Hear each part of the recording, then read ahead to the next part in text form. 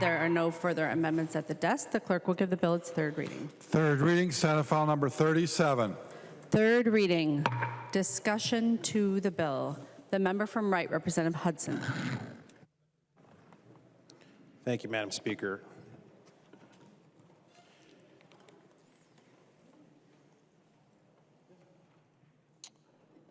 Where to start? We've talked a lot about this underlying bill that would place a ballot question before voters in a couple of years to decide whether or not they want to fundamentally change the founding document of this state, the state constitution. And I was listening to the debate over the last amendment here, the Wolgamon Amendment, to place religion on the list. And I didn't realize we were on the last amendment. It's probably fortunate that I didn't rise to speak to it then, saved us some time. But I will make the point now that I was going to make then, which is I would have voted for that. I did vote for that. I supported it. But it didn't bring me any comfort. If it had been adopted, if we'd had the votes we needed to get religion put on the list of protected classes, it wouldn't have made me feel any better about the amendment itself. Because this amendment is a total train wreck. It is going to put the state constitution at war with itself. I mean, you look at the list. Don't have it in front of me right now, but the list of all these categories, off the top of my head, things like race, color, ancestry, national origin. I think that's actually the order that they're listed in. Now, if we were listing categories and the thing we were saying about them was all of these categories are going to be treated equally. That would be one thing, but that's not what the underlying language says. What it says, and we've discussed it quite a bit yesterday, is that they're protected from discrimination in intent or effect. And as we noted yesterday with the Niska Amendment, those two words, in effect, translate to any actual or perceived disparate impact based upon any of those categories. Now, I don't know how that works, and you don't know how that works. We know that you don't know how that works because questions have been asked of the author all through this debate, through all these amendments. What about this situation? What about that situation? And time again, the answer that we've gotten is, I can't speak to hypotheticals. Well, folks, the enterprise that we're undertaking here right now is amending our state constitution. We better think about the hypotheticals. And we better have some damn good answers as to how the change to the highest law of our state is going to impact any conceivable hypothetical. That's literally what legislating is.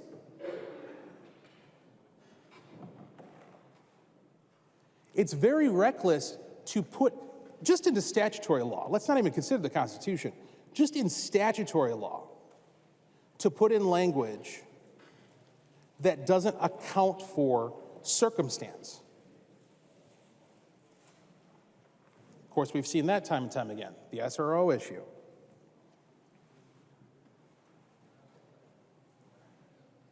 Safe storage law, both instances where we interpose ourselves between rational actors and the reasonableness standard, what a reasonable person would do in a given situation. Instead of relying upon that, because that language covers everything, we're going to interpose the specifics that don't take into account the many hypotheticals. And as a result, when we debated those things, long, lengthy, hours-long debate, because it raises so many questions. This amendment raises a lot of questions about how it's going to play out, and we haven't gotten any answers, literally none, as to how it's going to play out. We've gotten answers along the lines of, well, that's going to be affected in the way that the bill says it's going to be affected. I mean, that's almost verbatim, some of the answers we've gotten. That's not a good way to legislate, even in statutory law, but this is the Constitution of the state of Minnesota. So you're going to have all these categories that are at war with one another. In the discussion regarding the African American Family Preservation Act, as an example, the background on that, how we got to that point where we passed that out of this chamber and it is now going to be signed into law, the conversation within the community was not harmonious. The conversation in your caucus was not harmonious, I'm privileged to know. Why? Because as it turns out, diversity is just that. You can't just look at somebody's color and assume that they have the same values and that policy impacts them in the same way. And again, this is in the context of disparate impact. You guys are putting this into the Constitution. This idea of disparate impact means you're being discriminated against. In the context of the African American Family Preservation Act, you've got recent immigrants to the United States, you've got East Africans, you've got foundational Black Americans who can trace their ancestry back to those who were enslaved in this country.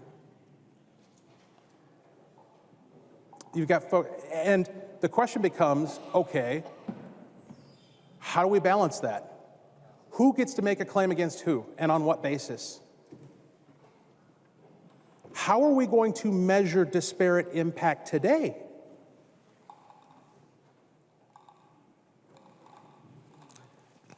Another complication on the African American Family Preservation Act that reared its ugly head in the Children and Families Committee was perceived potential conflict with our tribal nations, our tribal neighbors.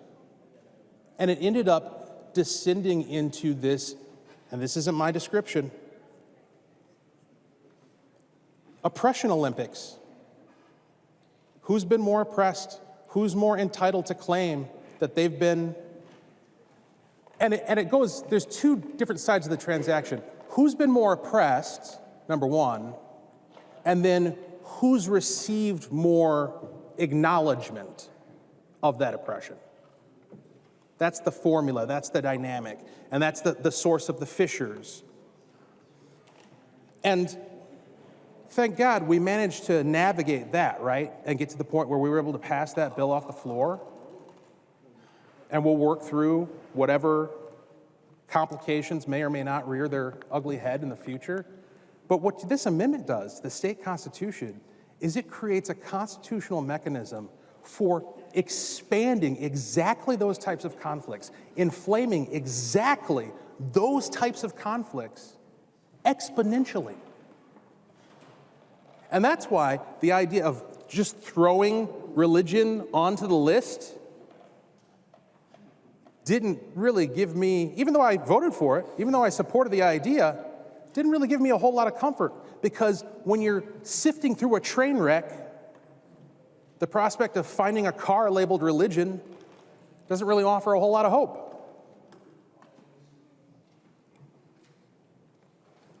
I mean, I haven't even gotten to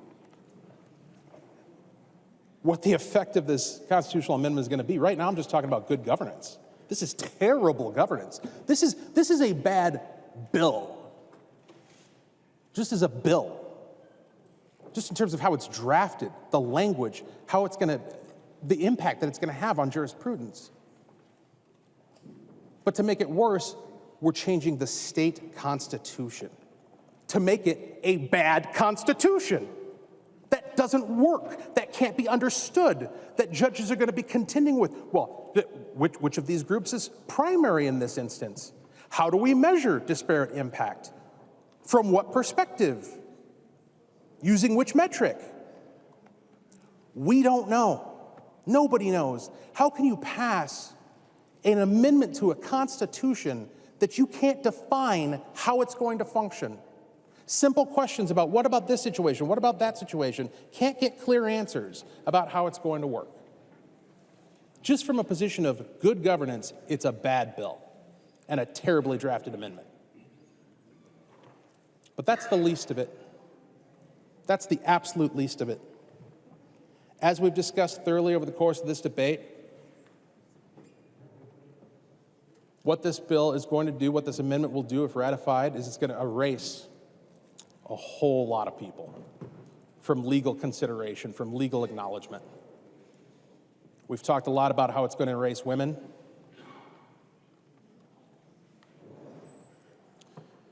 It's going to erase them as a concept under the law by injecting this idea of gender expression and gender identity into the mix.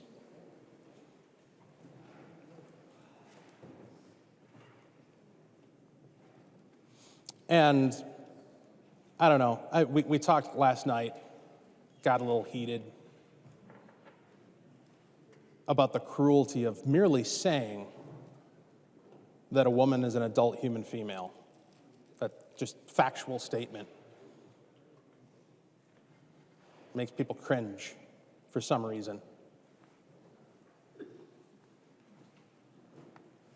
But love it or hate it, it's an objective statement. You can do things with that. You can adjudicate with that objective definition of what a woman is. Gender identity, gender expression, that's the interesting thing is you go down those categories, color, race, ancestry, national origin. There's some subjectivity in there with some of them, but largely, those are things that you can quantify, you can observe, they're innate characteristics, you're born with them. And don't tell me you're born with a gender identity, because one of the concepts that's part of gender theory is gender fluidity, meaning you can just change it whenever you want. You can go from this to that and then back again. So what you're doing is you're inserting into the law a category for discrimination claims based upon disparate impact in effect, and the underlying category itself has no actual definition. It's literally whatever's in your head right now. Just going back to the concept of good governance, how are you going to quantify that? How are you going to track it? What government agency or department is going to have the capacity to come up with reliable statistics about how such and such policy and such state entity is having a disparate impact upon, I don't know, look me up a name of one of these random gender identities that we're apparently supposed to be acknowledging.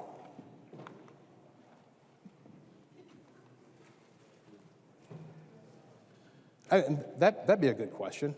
I won't ask it because I don't want to know the answer. How many of them are there?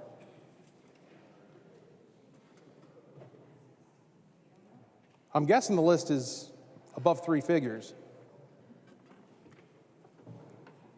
So how are you going to quantify it? How do you know? Somebody makes a claim, maybe they're lying. You're going to take it on faith?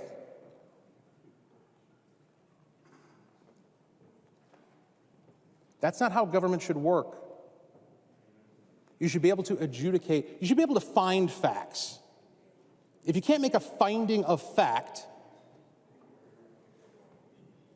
as it relates to the implementation of law, then it's a pretty bad law. And because that's what you're doing, the impact is going to be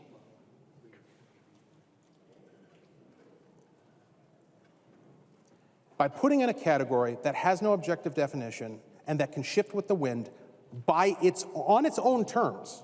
On its own terms, it can shift with the wind. What you're doing is you're subordinating every other category to that. Because I can't change my race. I can't change my color. I can't change my ancestry or my national origin. I can't claim to be something other than what I am in each of those categories. But whoop, here we come. Gender identity. I can pick one. Which one's going to be most politically advantageous to me today? Which one's going to entitle me to reparation for disparate impact that I can allege?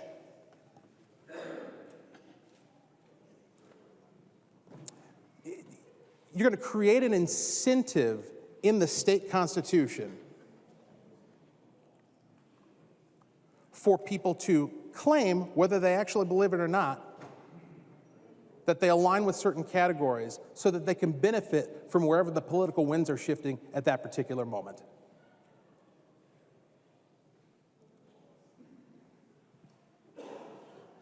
And of course, there's the well-worn topic that we've discussed quite a bit of how this imposes upon freedom of conscience. Chair Pinto, I swear, I heard you say it twice. We're not looking for equal rights. Now, I'm going to grant you a very generous interpretation of that comment. But it was fascinating. I could not follow your argument. I legitimately couldn't.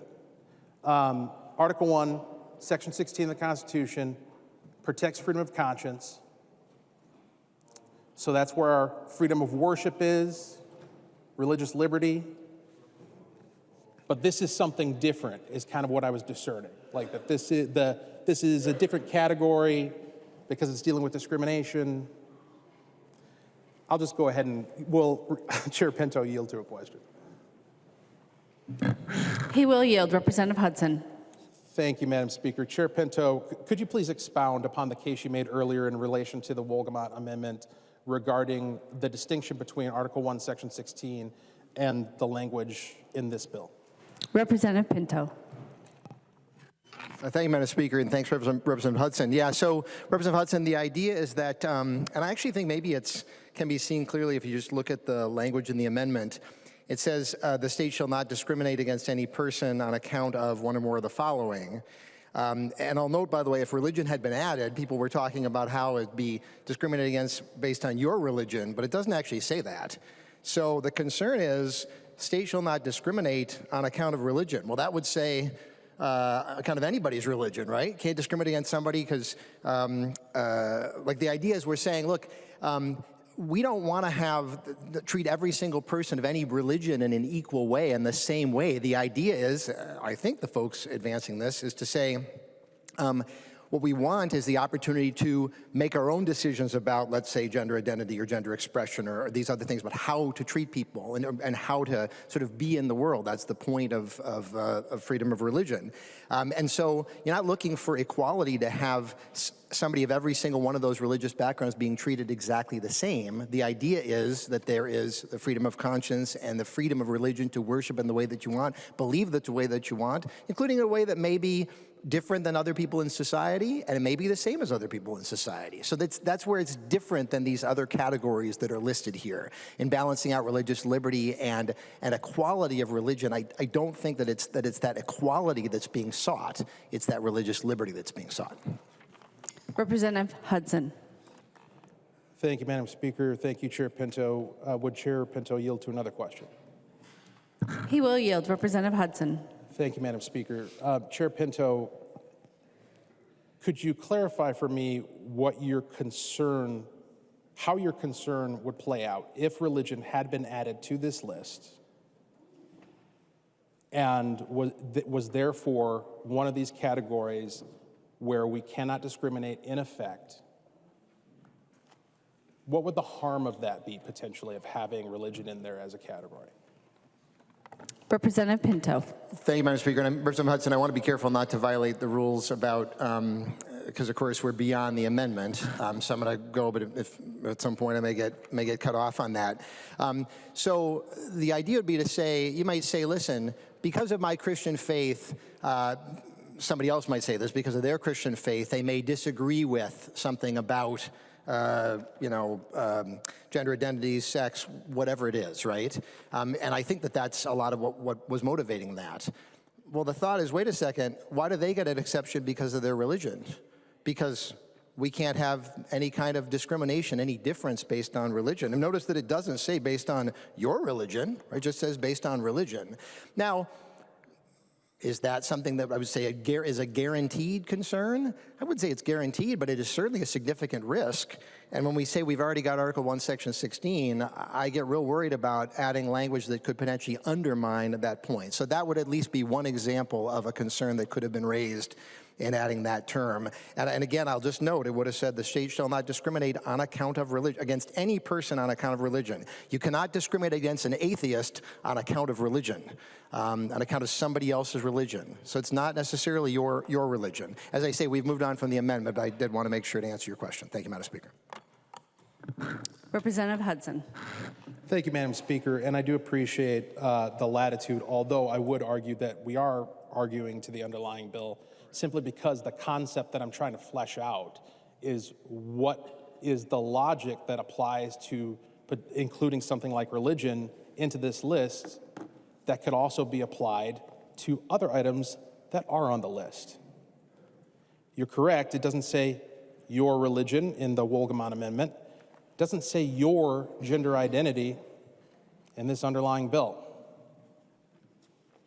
And just like religions, there's a spectrum of religions, and there's even denominations within religions, varieties of different potentially conflicting beliefs. There's apparently an entire spectrum of gender identities. Is that going to create some problems, you think, maybe? Again, unquantifiable. Potentially vying one against the other for who within that community, like the different, again, diversity within communities, right? Which subsection of the subsection is getting a rawer deal than the one next to them? That's what you're setting up with this.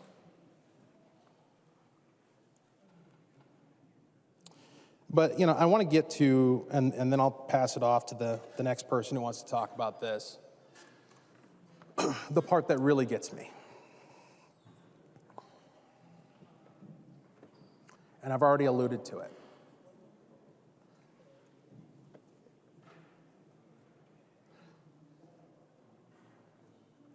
We have a history in this country, starting from its founding, of trying to meet a promise that was well articulated in the Declaration of Independence, but was not at first perfectly met and has never been perfectly met. The idea that all men are created equal. And in the context of the time, men meant mankind, everyone, that everyone is created equal. And of course, people were not treated equally in the beginning at this nation's founding. But we've gotten better. We've gotten a lot better. And as time has progressed, the further along the timeline we've gone, the rate at which we've gotten better has increased. I mean, you think about the difference between 1864 and 1964, pretty significant improvements in quality of life and the way that people were treated and equality across the board. Obviously not perfect. A lot of things needed to happen in 1964. But what was it? Now I'm trying to do math at 2 in the morning. 14 years later, I was born. 14 years after the passage of the Civil Rights Act. I got to grow up because of that work, because of that looking ahead to posterity, and because of the work to make things better, to raise people up, to grant them rights. I got to enjoy a childhood where I didn't have to worry about what my dad had to worry about. And I couldn't even conceive of what my grandfather had to worry about. And I remember growing up and hearing stories about Jim Crow, reading in history books about chattel slavery, seeing depictions on the silver screen of Nazi Germany in World War II, the Holocaust, the horrors that people are capable of inflicting upon other people. And there was always a detachment from all of it and a gratitude that came with that detachment of, I can't even contemplate a world where that is possible. I can't even contemplate a people who would be willing to do such things to other people. and naively in my youth, thinking that's the way it's always going to be. We're always going to be moving forward. We're always going to be progressing. It's always going to be getting better. Then last year, we passed into statutory law language which strips the civil rights from an entire category of human beings based upon an innate quality that they have no control over, being unborn. That's not a protected class, for damn sure. Unborn. And it's interesting, we talk about disparate impact. You guys are going to have to figure this one out. Yeah, I don't think you've thought this one through. What happens when somebody figures out the disparate impact that one of your rights enshrined in here, the ability to kill your unborn child up until the moment it draws its first breath of fresh air, conflicts with another category? Which group of people do you think are the most disproportionately represented in those slain by the industry of abortion? Well, to borrow a phrase from Representative Frazier, it's those who look like me.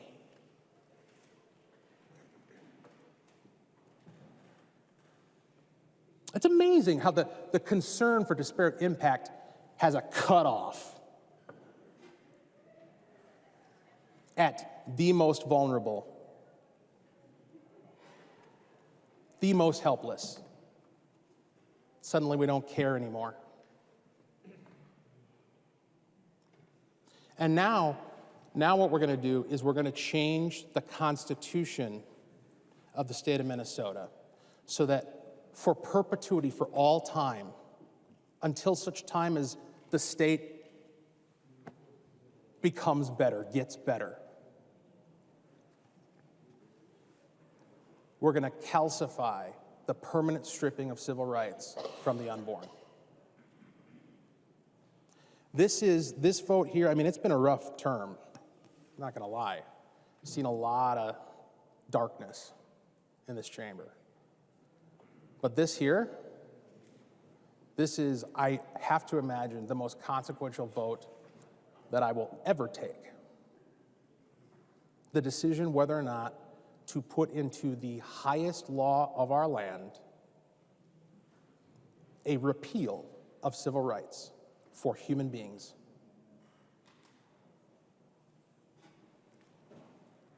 And it's interesting, because I did bring that up earlier when we were debating one of the amendments. And I saw some looks of confusion, some shaking of heads, like you either didn't know what I was talking about or disagreed with it. I think it might have been the second. I don't know, can't say for sure, can't impugn motives. But either way, are we not dealing with human beings? Is that what we're saying here? I think it's worth contemplating before we cast this vote. Again, just the gravity of it. The gravity of applying pressure to the button and having the board light up next to your name and recorded in the journal of this House for posterity, declaring that Representative Engen's son, if still in the womb, simply does not matter.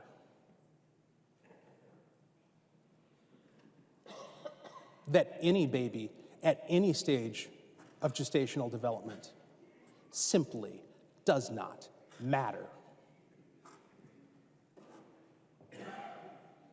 It's a hell of a thing. I hope you're really deeply contemplating what you're about to do, what the impact of it is going to be. I never thought I would be in one of those stories that I was told as a child, at a moment where The unpopular thing to do was affirm humanity. I mean, that's what you're banking on, right? I mean, and again, that's not impugning motives because this is a ballot question. So the implication is that you believe that the majority of Minnesotans are with you. And if that's true, then what I'm saying is true. The unpopular thing to do right now, in this moment, is to affirm the humanity of the unborn. I'm comfortable with that. I just never thought I'd have to do it. I've said on this floor before, I'm comfortable being the only person standing against everyone if I'm right. I just never thought I would have to do it.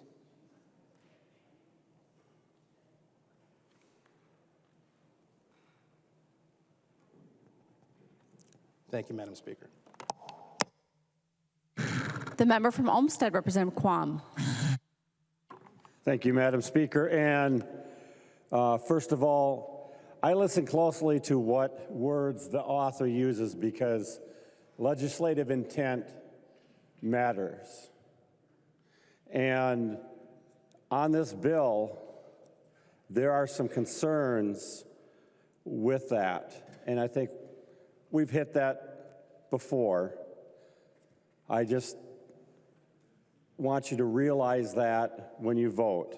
Next, as to the previous decision or discussion about the XXY and other variations, genetic variations, I thought for decades that was common knowledge because of the Olympics when they determined a team from one nation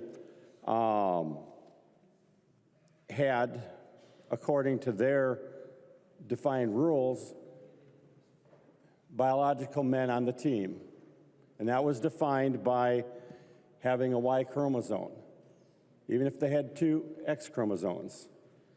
And that was the policy of where they stopped letting men, biological men, compete on women's teams.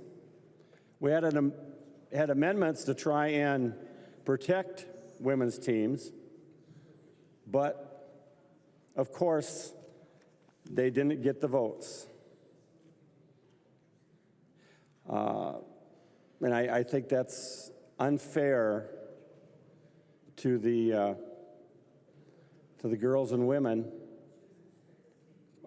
because frankly, with an unknown number of genders, maybe you need 3, 4, 5, 6, a dozen different teams, or what it ends up doing is you'll have one team. If there really is no difference genetically to capabilities, then you would have one basketball team, one soccer team, one hockey team, one track team, etc. But if you look at the collegiate and world records, you notice there's a difference. And we've talked about it. And frankly, I have enjoyed what Title IX has given to our community. And the way that you've got this bill and the amendment, you would get rid of Title IX. It'd be gone. There was an amendment, it got pulled. For many terms, I've had a bill that said in a school where students are in a situation where there's reasonable expectation of partial or complete undress, that it would be separated by biological gender. That bill, there's a student or youth legislative event that goes on. I've had several bills that they've asked to be, part of their program. One was the bill that stated this. And it was a good discussion, and the vote was very close, but the vote was against the bill. After that, one of the youth came up and said, "Thank you. Thank you for this bill. I voted against it because of peer pressure. I hope you get it passed." And then another student came up. And another, and another, and another.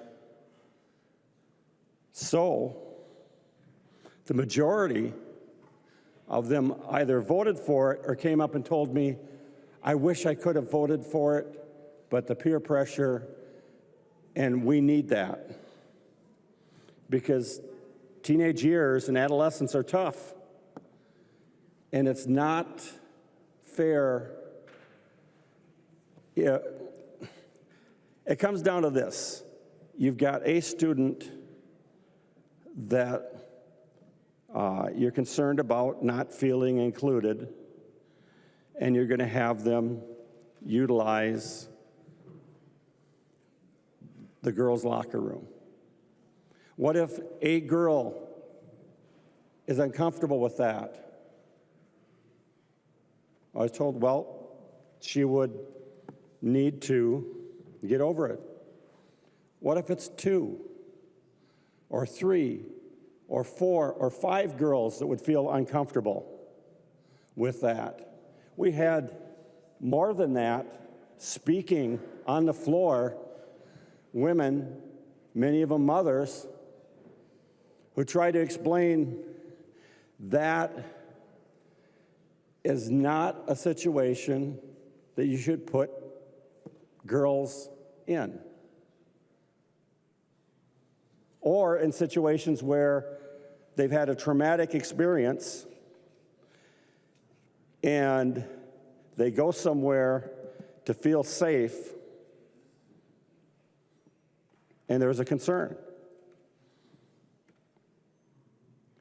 Frankly, the equal rights of those girls should matter. And we had amendments that would have taken that into consideration, all shot down. You even had one of your members bring an amendment on religious freedom, and that was shot down. I hope the people watching understand the reality of this bill. And I'm voting no because it's not ready, it's not right. You should not be combining an omnibus amendment to our Constitution. It should always be single issue. Each thing should pass by merit alone, not because you stuffed it in with something that's popular. That's not how you do a good Constitution. Vote no.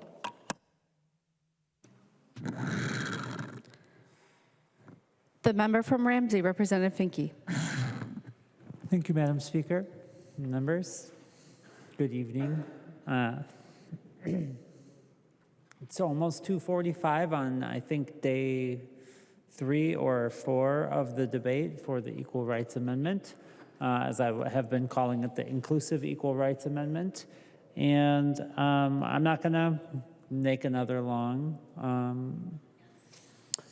speech, but I did want to just make sure we took a second and celebrated what we are doing here. We are doing something tremendously exciting when we pass this Equal Rights Amendment. We heard a couple of times about how this is not your mom or your grandmom's ERA, but this is my mom's ERA. She's really excited about it. It has the old original ERA. It's the ERA plus. It's okay to change things, to move forward, to recognize that time changes, people changes, culture changes, protections change as well. We have a 100-year civil rights movement moving forward. It's the queer civil rights movement. And every time we take a step forward, we hear the same arguments about the destruction of culture. And the destruction of culture never comes because it's not real.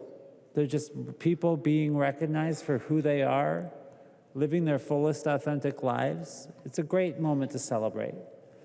I'm really grateful to the advocates for the ERA who have been so welcoming to the trans community in this fight. They know who they are.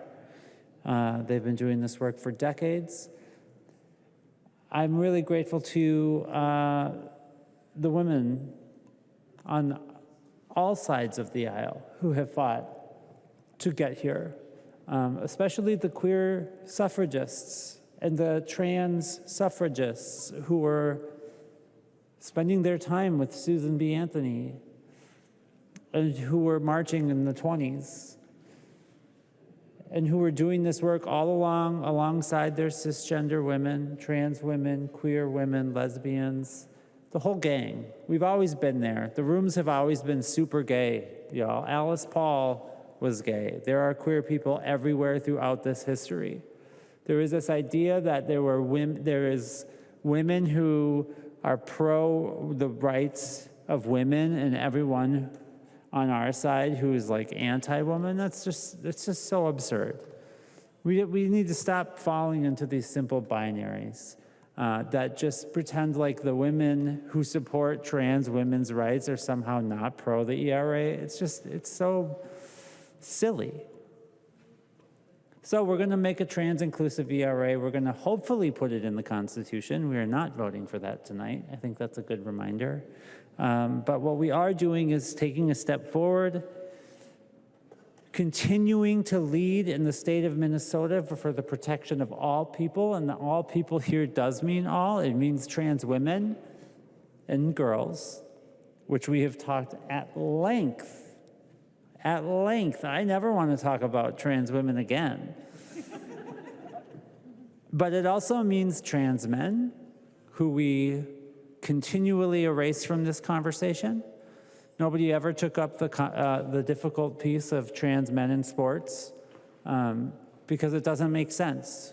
If you try to deal with trans men playing on the girls' teams, it doesn't work. We're also protecting non-binary people, two-spirit people, and genderqueer people. And I think that's wonderfully exciting. We should put everyone's protection in the Constitution, not because of superiority, but because of equality. Equal rights means equal for all. We've heard that, and it's time to recognize that equal means equal for all. So thank you so much to everyone who is going to vote for this tonight. I'm very tired, and please vote for the ERA. The member from Sherburne, Representative Lawrence. No. I wasn't sure if you stood up. Maybe you didn't. I didn't, but I can speak, Madam Speaker. Madam Speaker, you called on really, me. We're good. If I was mistaken, I'm not imploring you to No, speak. I know, but Lawrence. I should say a couple words as we're coming to the board here. I'm getting the. Did you want to talk to Representative Davids about what first termers? I thank you for recognizing me and thinking about it. Have a good night. Good morning. The member from Scott, Representative Bakeberg. Well, hopefully I don't get cheered down as well. I think one of the things I love about our country is that people can choose to live their best life and how they choose to live their life as an adult. And I think that's really part of the big conversation. And my perspective is we had a lot of conversations today, and we were focused on kids. And there were a number of amendments, and Representative Finke talked about different groups, and that's really when we started this conversation yesterday morning, I believe it was, and about the amendment to include all, because truly all means all. We truly believe that equal rights must be for all people. I believe that. Equal rights must be for all people. I heard an analogy where when a tsunami happens, the water is pulled back and it exposes the ground. And it exposes the beautiful things and it exposes some hard things as well. And I think from a different perspective on this, what happens is sometimes when a tsunami happens, people rush out not knowing what is going to come and what is going to happen. And then there are people that are standing there saying, no, no, no, don't go, because they know what is going to happen. When I talked yesterday, I talked about that concept of who's my neighbor. And it really goes back to that all means all. Equal rights are for all of us. And what I see in this is that there are unequal rights in this proposal. We've talked extensively about abortion up until the moment of birth. And after that was passed out of this body, I've had extensive conversations with constituents, many of them pro-choice constituents, saying, well, I didn't know that's what it was. So that's the first thing. It enshrines in our Constitution abortion up until the moment of birth. And we heard about Representative Engen's son.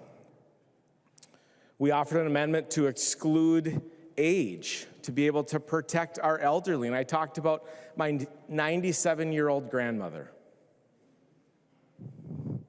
She is not in this. We've heard on this floor, and I'm going to read this so I get this right.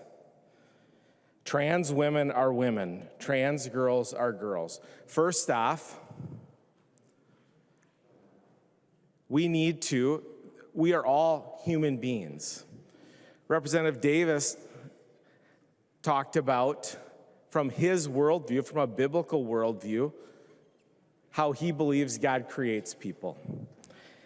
And what happens, and my concern, is that when we elevate, and that's my perspective, my words, but when we elevate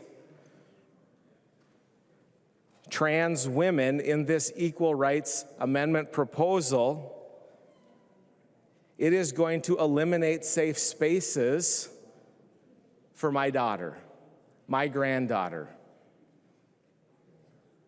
My future granddaughters, hopefully, Lord willing, someday, may not have athletic teams with same-sex teammates and people that they compete against.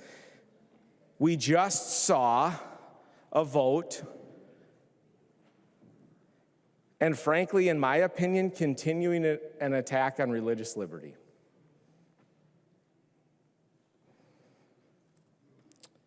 And my probably another concern is that we got nearly 50 years of amazing work of women that my wife, my daughter, my future granddaughter, my future daughters-in-law are going to lose. And I know many of you across the aisle see that differently. Obviously. But from my perspective, this ERA is an unequal rights amendment, and it does not provide protections, and equal rights for all. The member from Mauer, Representative Mueller. Thank you, Madam Speaker. And members, I'm going to do something that I rarely do, which is read some of the things that I've written down. Normally, I'm very good at just talking what's in my heart.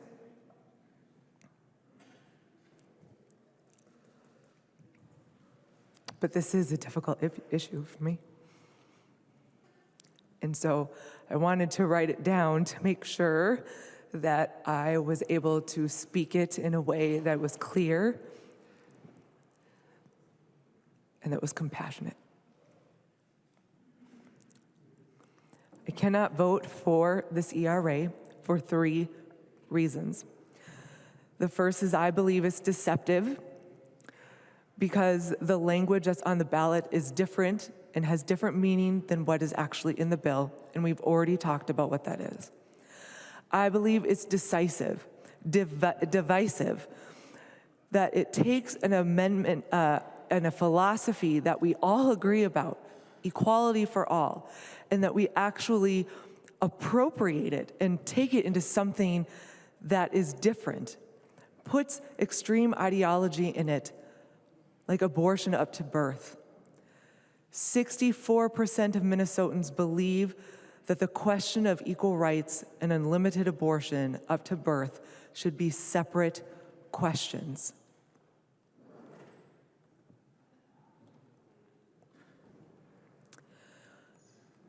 So I can't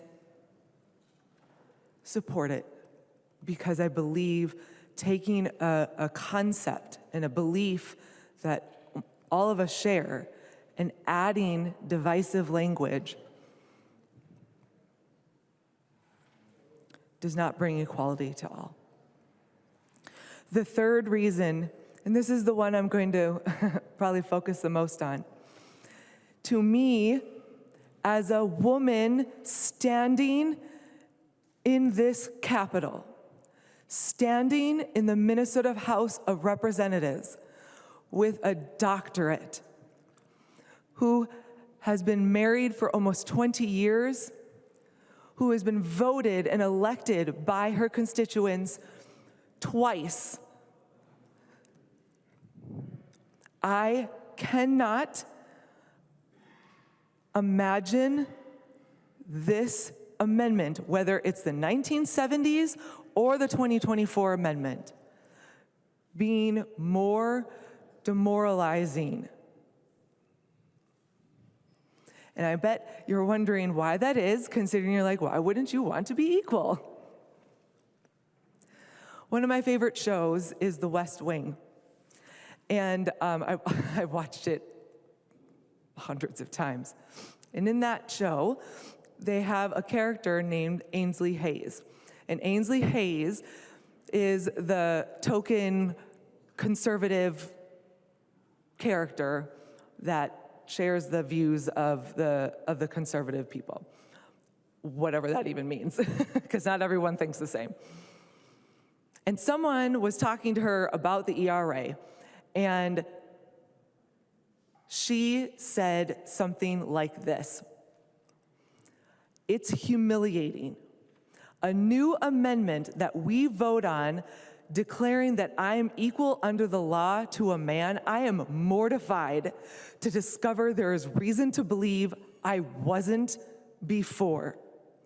I do not have to have my rights handed down to me by a bunch of old white men, or in this case, from other people across the aisle.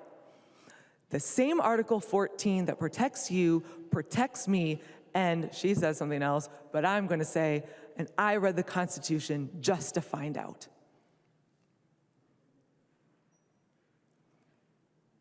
This country has worked really hard to ensure equal rights, including the 14th and 19th Amendment. Women have fought for the rights I enjoy today and that I hope my nieces enjoy in the future. Nothing holds them back. I can't think of a law right now, a law that says that I can't do something, that is written into law that I cannot do it. I can vote, I can get a job, I can marry, I can get divorced, I can get paid, I can become anything I want. I grew up in the 80s when they were pushing STEM for women. Man, women are in every vocation in this country, every vocation. They're everywhere. We are not limited by the law.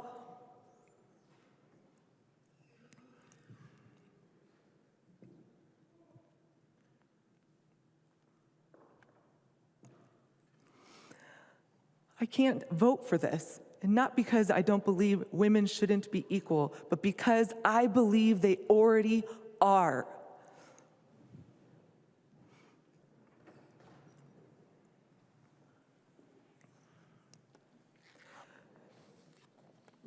I appreciate the debate that was happening about these amendments because it honestly revealed to me just how annoying to me this is. Every exception that we tried to talk about in the amendments, people said, hey, look, it's already covered under the Constitution. Great, we don't need this. When you start delineating out protected classes, you open up Pandora's box because you start thinking about, oh, who else are we supposed to be putting in there? When you put in that no member of this state shall be disenfranchised or deprived under the rights or privileges secured to any citizen thereof, when you start saying that all men and women are created equal, full stop.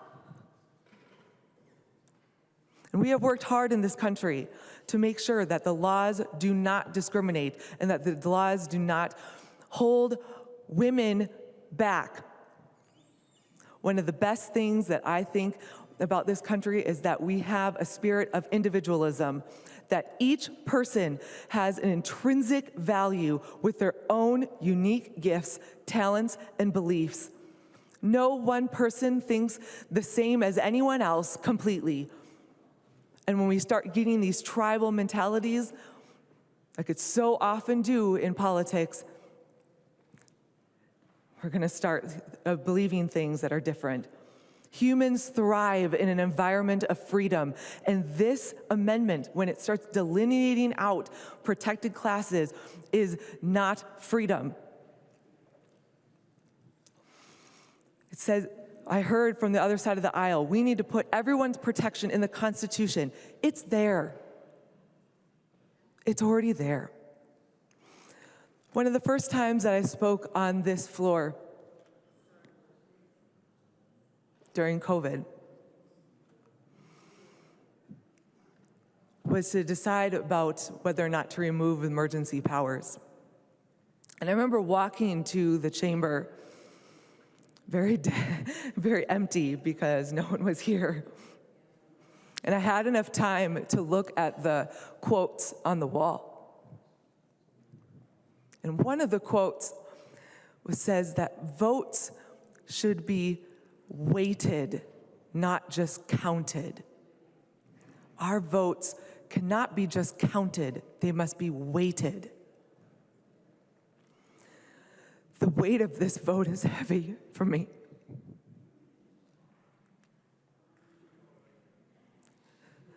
The weight of this vote is heavy for me. To think that we need to somehow show that apparently people don't see me as an equal because of me being a female. It's heavy.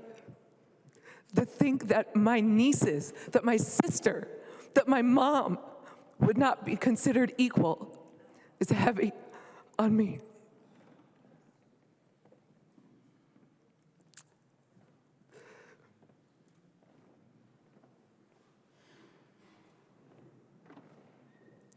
We have worked hard to abolish discrimination in our laws. We now need to abolish it in our hearts. This amendment doesn't do that. I ask that you vote no. The member from Anoka, Representative Scott. Thanks, Madam Speaker. Members, I know it's getting late and we're all super tired. So thanks for walking through this with us. You know, I'm sitting here and I'm looking back to last year and the amount of time and effort that was spent on repealing every single abortion related law that was on Minnesota books, from parental right to know, a woman's right to know, even the data keeping. Even the data keeping was stripped out. And the most egregious thing that was repealed was the Infant Born Alive Protection Act.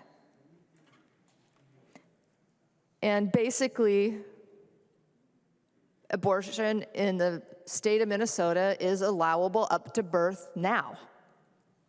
We've talked about how that's comparable to China and North Korea. Not a good look. And most people are learning that slowly in the state of Minnesota, and they're not okay with it. But what I don't understand is, given all that was done last year, why didn't you just have a ballot question that says, shall Minnesota enshrine abortion up till birth into our Constitution? That's what you want. Ask for it.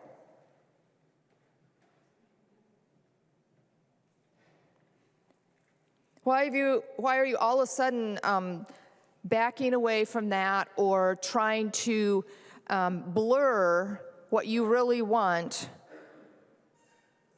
by adding these other things in? And I understand, you know, there is a demand from your caucus to put these other protections in there, but it's disingenuous in my mind to have, again, this kind of fruit basket amendment that's going to go on the ballot in 2026. And, you know, I made a little chart here. It's just a little triangle. And I know we're not supposed to necessarily use props, so I'll just put it back down. But we've talked a lot about unequal rights. So what I have at the top, it's a triangle, kind of like Maslow's hierarchy, right? So tier 1 rights. And we've got all the things that you have listed that are protected from discrimination in your constitutional amendment. And then below that's the tier 2 rights. And that's all the people who are being canceled out by the tier 1 rights, which are biological women, biological girls, people with religious faith. Age is eliminated, and all other humans. And then down at the very bottom, outside of the triangle altogether, are preborn children, because they have 0 rights here, 0.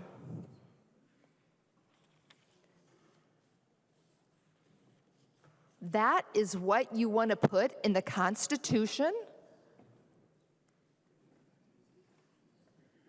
Think about that. What kind of a state do we want to be known as? Thank you, Representative Mueller. I know she's off the floor now. But thank you for articulating what you did. You know, of just saying that we already all have rights, equal rights under the law. Now we're going to have some with tier 1, others with tier 2 rights, and some with 0 rights. Members, this is not good for the people of Minnesota. Please, please vote no. The member from Todd, Representative Weiner. Thank you, Madam Chair and members.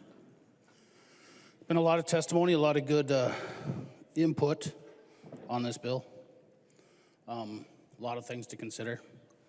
Although I had a pretty good idea how I was going to vote for this a long time ago. Over the weekend, my daughter fell off the monkey bars, broke her arm.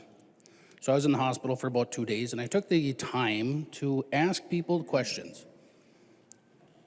What are your thoughts on this bill? And I read that to them, people I didn't know. And there was a reoccurring theme. It seemed kind of vague, ambiguous. And that's really bothered me. If we're going to write pieces of legislation and make them vague and ambiguous, why would we do that? Go back to the Greeks and Romans, and I don't remember who said it, but let your answers be CC, no, no. Yes, yes, no, no. Simple. But why would we do this on this bill? Why would we change our Constitution? How many times have we changed it? Another question I asked myself. 213 times since we became a state. 213 times it's been looked at. 120 times it's been approved. So I go through and I look at almost all of them. I didn't read all of them, but pretty close. And what I found a reoccurring theme was every one of those constitutional amendments are very clear. They're very plain. A simple person can read it and understand what it means. So why make this constitutional amendment ambiguous? And something that was discussed tonight, and thank you, Chair Pinto, I listened to what you have to say. I think you have a very legal mind, and I appreciate your words. You said something about the religious amendment. You said it should have a lot of detail, and yet here this bill has ambiguous nature to it. So a little bit more research. Cornell law. Why do constitutions and statutes sometimes have ambiguous language? Because legislators may intend different things than what they vote for. And that's exactly the way this is written.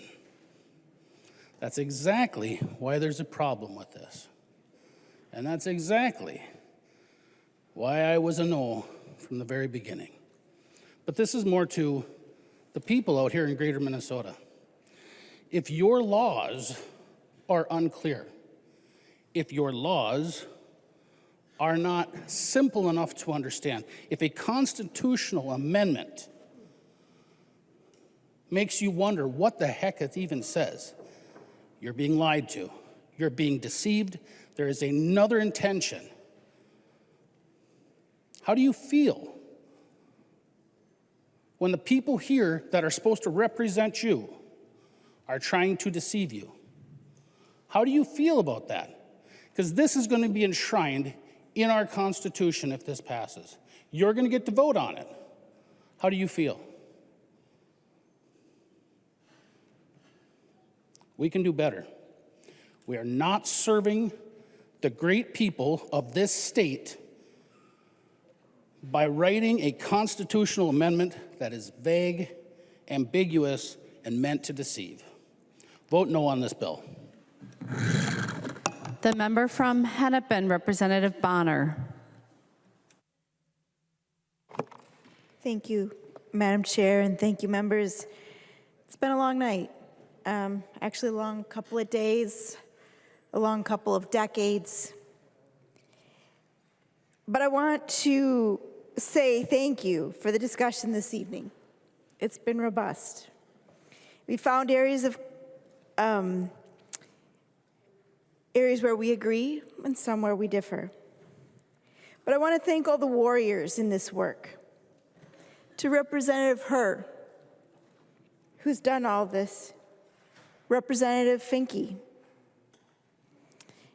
Representative Hornstein, who carried this bill, and those in the galleries and online who've been here day after day, year after year, and many decade after decade, including some still up in the gallery at this late hour.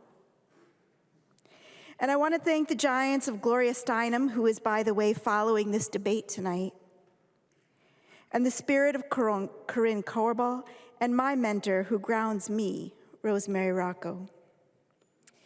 The proposal that we've discussed at length today amends the Constitution and very clearly states, out loud and in plain English, that we value lifting up all people. In the state of Minnesota, at the highest level of legal scrutiny, which should ensure equality, freedom, and autonomy in all its forms.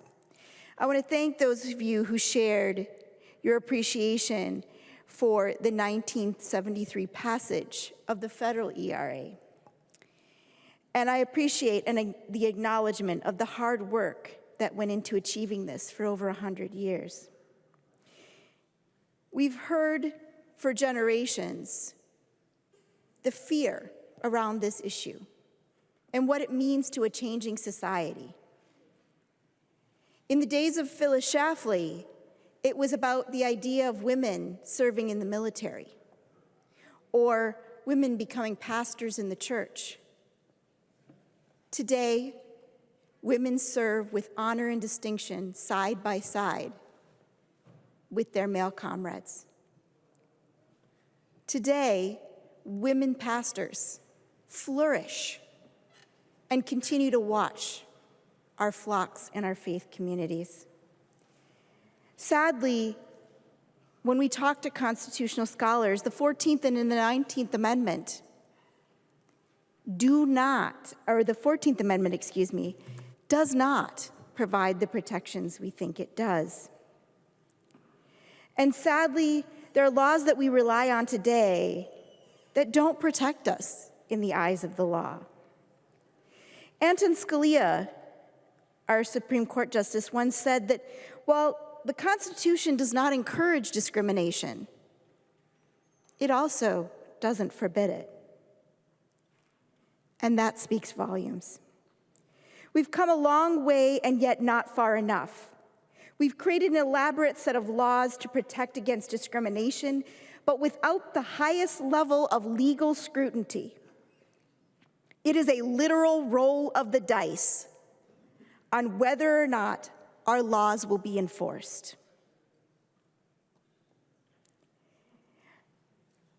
Ruth Bader Ginsburg once referenced Sarah Grimke when she said, "I ask no favor for my sex. All I ask is for our brethren to take their feet off our necks." And I can tell you, members, that I am not comfortable not being a protected class under our state constitution. I am not comfortable gambling on whether my rights are protected at the highest level, at the highest laws of the laws of our state. I am grateful that the Minnesota courts have interpreted our religious liberty and to be superior to the protections in the federal Constitution and those of the states around us. It gives me great comfort. Lifting up protections from discrimination up to the same highest level of standards ensures that the hard-fought and won rights and freedoms we enjoy cannot be washed away in a world that is often uncertain. That is the promise of our Constitution, to withstand the test of time. But now is a time to be grateful. It is a time when indeed we stand on the shoulders of giants who came before us, who endured discrimination, disrespect, and disregard, whose voices were silenced, some more than others, fighting for equality, freedom, and autonomy over their own bodies, which began all the way back with our sisters, the abolitionists. Women who planted trees in whose shade they knew they may well never enjoy, but they persisted nonetheless. Over generations, we have grown strong. We have grown taller and more comfortable in our own skin, more powerful in our own inner strength. Throughout history, white, black, brown, and indigenous women stood shoulder to shoulder for generations because they understood that their faiths were linked. They understood that where discrimination flourishes, it impacts us all. That sexism, racism, discrimination based on who you are inside and out, based on who you love, or discrimination that overrides the right to control over our own bodies, our own bodily freedom, that all forms of discrimination are not ranked, they're linked. This is why we grew strong in the knowledge that we must lift up all people. For if one of us is not equal under the law, none of us are truly free. It is time, members, to walk boldly towards freedom. It is time to walk boldly towards equality. It is time to walk boldly toward autonomy over our own bodies. And most importantly, it is time to declare Minnesota a discrimination-free zone. Please join me in voting green. The member from Anoka, Representative Niska. Thank you, Madam Speaker and members. We've covered a lot of ground, frankly not enough ground for a topic of this kind of gravity. But I've been, like Representative Mueller, feeling a great weight around this issue because we do all believe, I think, in equality. The Declaration of Independence, the promise that Representative Hudson was referring to, is the closest thing we have to an American creed, that we're all created equal, endowed by our Creator with certain unalienable rights, like life, liberty, and the pursuit of happiness, and the purpose of government is to secure those rights. I hope we all believe in that. I think a lot of Minnesotans believe in that. But I'm very concerned as I study this amendment and I think about its implications and ask questions about its implications. I'm very concerned that Minnesotans are being sold potentially a bill of goods, a deceptive trade practice, so to speak. There are many reasons this amendment is a bad idea, but the most important, I think, is that it deceives Minnesotans to think that it's for equal rights, and it's really an unequal rights amendment. There are many reasons, and we've covered a lot of ground tonight, but I do want to try to summarize the most important of them, starting with the fact that it's unnecessary. At least if it's really just about equality, it's unnecessary. The Minnesota Constitution already has within it equal protection, and the Minnesota Supreme Court has applied that. You know, Minnesota Supreme Court has struck down, actually, distinct laws that we had in the past that distinguished between crack cocaine and powder cocaine on the grounds of our Equal Protection Clause. Minnesota has equal protection already embedded in its state constitution. We have a Minnesota Human Rights Act that comprehensively protects against discrimination. And if this amendment's about abortion, Minnesota already has the most extreme abortion policy in the country. But that's not what this unequal rights amendment really does. It reduces rights. It erodes women's rights. It erases sex distinctions. As we discussed in previous debates, that's essentially the point. We attempted to clarify that with some amendments, and those were shot down. It's also an unequal rights amendment that attacks and erodes religious liberty and free speech. As we've discussed, it imposes a controversial worldview on Minnesotans, many of whom don't believe it. We failed to clarify what a state actor is, meaning that this amendment might impose on private organizations and private actors. And it doesn't protect against religious discrimination. We had an opportunity to do so, and it was rejected And I think Minnesotans are right to ask why. Why? Why wouldn't this amendment, if it's an amendment to prevent discrimination, why wouldn't it say anti-Semitism is out of bounds? Why wouldn't it say Islamophobia is out of bounds?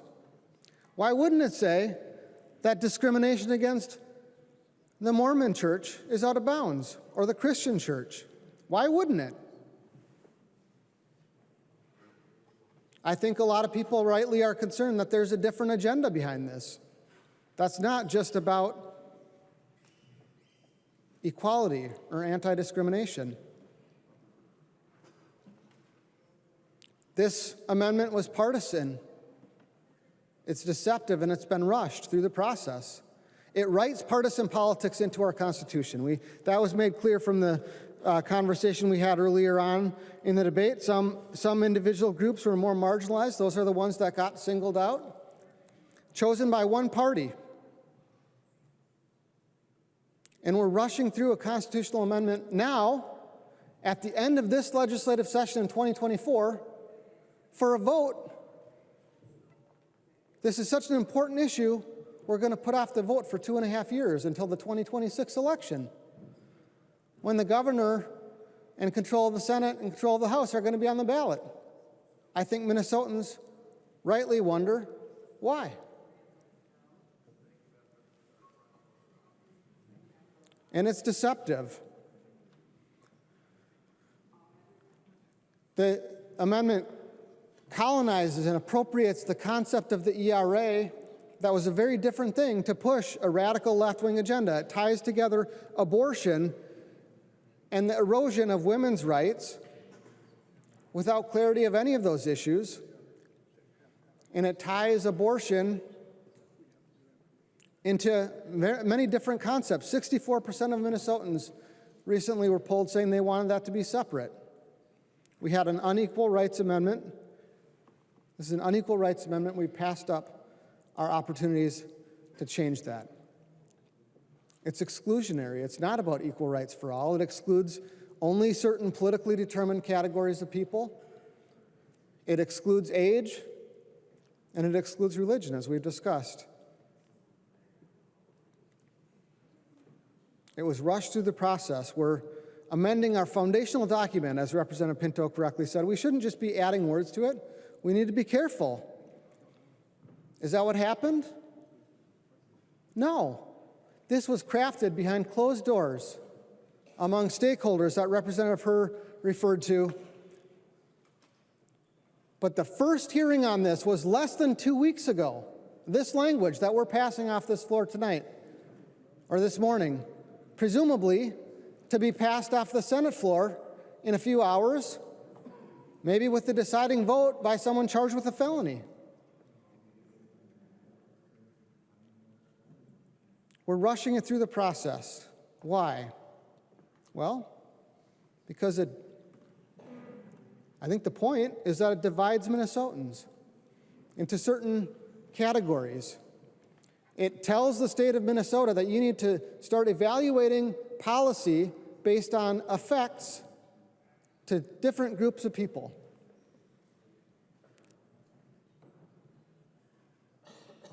It's all about enshrining identity politics for certain groups into the Constitution. It's extreme and reckless. It's the most extreme abortion policy in the world. It's an extreme erasure of women's rights. It's an elevation of identity politics, concepts of equity and disparate impact, and it's going to result in extreme policy outcomes. We tried asking questions about what this means, and the author refused to tell the people of Minnesota exactly how extreme the policy outcomes are going to be. But here's a few examples of what it's probably going to result in. We currently have laws in the state of Minnesota that permit juvenile violent criminals to be tried as adults. We had an incident not too long ago where even the governor and the attorney general had to take over the prosecution of a case along these lines because it was so extreme that Minnesotans expected it to be. there's a good chance that law gets struck down under this constitutional amendment. The author of the amendment wouldn't tell us how that's going to turn out. We have current Minnesota law that allows parents to opt out of certain curriculum. People make the argument that that is discriminatory or has an effect on certain groups. That's probably going to get struck down. We just, less than 2 weeks ago, passed new fix to the religious exclusions in the Minnesota Human Rights Act. That's up for grabs if we pass this constitutional amendment. That might not be constitutional for us to do that, especially since we didn't protect religious individuals or religion from discrimination. We have education policy, school safety policy. All of that stuff is up for grabs in the courts. The policy of allowing athletes or prohibiting athletes who've gone through male puberty from participating in women's sports. That's probably the point. And we've seen in recent years pedophiles trying to appropriate the language of non-discrimination to claim protected status. There's all kinds of academic literature about this concept of minor attracted people. It's not fun to talk about, but it's real and it's coming. That's the argument that's coming. We tried to clarify that here, and the majority refused with no explanation. But I think the most important thing that we need to think about, what the voters of Minnesota need to think about in this democracy, is the effect that this has on our system of government. This constitutional amendment was written and pushed by activist lawyers who want to make policy through the courts. The same activist group that's primarily responsible for pushing this amendment, that was sitting at the testifiers table in the Rules Committee, has been pushing these kinds of extreme policies through the courts. And that's the point of this constitutional amendment. That's the organization that's suing Catholic schools to try to force gender ideology in their hiring practices. It's the organization that's suing the state of Minnesota to try to force the erasure of sex distinctions in prisons or in school locker rooms or in sports. And we can't get an answer as to what the policy outcomes are going to be for this constitutional amendment. You got to pass it to find out what's in it. Well, here's what's in it. What Abraham Lincoln referred to as government of the people, by the people, and for the people will be no more. It will be government of the judges, by the lawyers, for the activist groups, in particular the activist group primarily pushing this amendment. That is the wrong approach for Minnesota. That's not equality. That's not equal rights. That's unequal rights. That's not Minnesota values. Everyone in this room should vote no. And if by chance the people of Minnesota have the opportunity,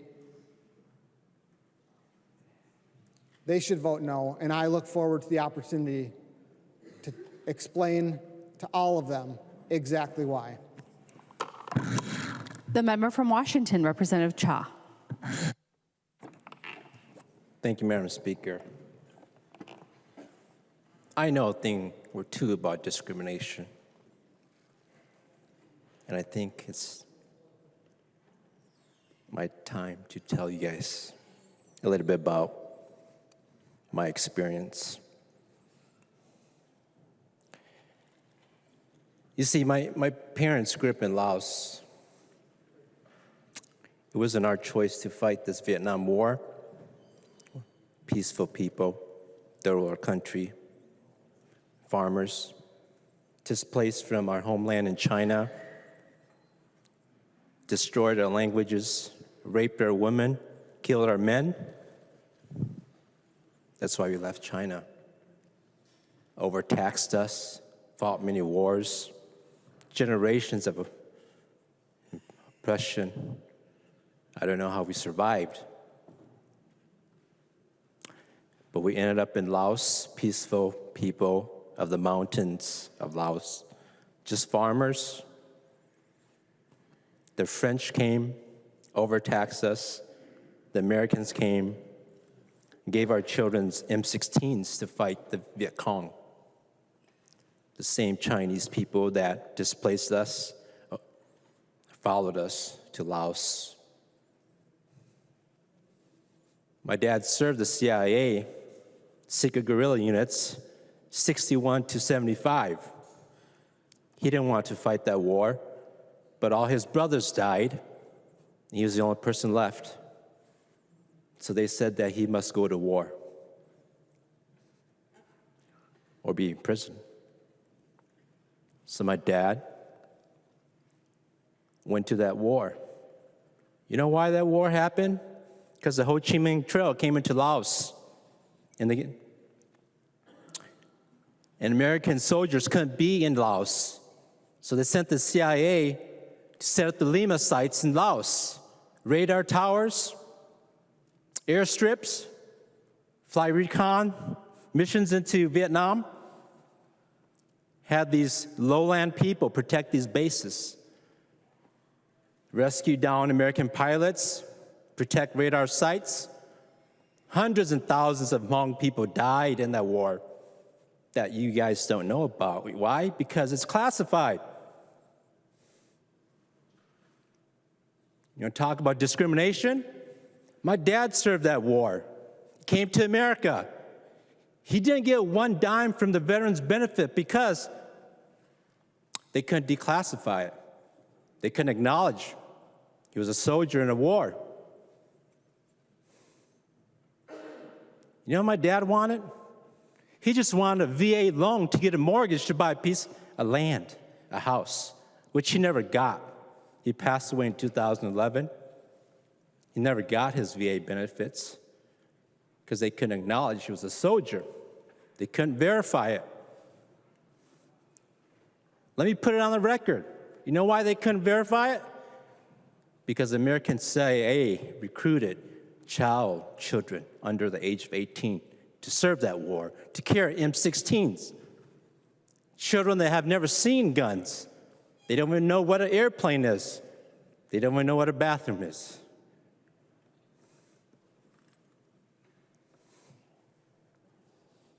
You know what else happened? My community, my parents had to learn English. You know how they learn English? They had to learn English in the jungle, in the middle of the night. Because you know what? If you got caught learning English in Laos, they take you to education camp. They torture you. Some come back, some don't.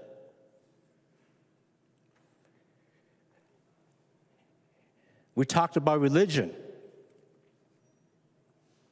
I'm Christian, Methodist. My parents converted to Christianity in 1975. I was born in 76. You know how we practice Christianity in my country? We hide our Bibles in the jungle. That's right. Bibles aren't allowed in Laos, nor English books. So my parents had to go hide in the jungle to worship the Lord. Bible studies in the jungle in the middle of the night. Hide those Bibles in the ground.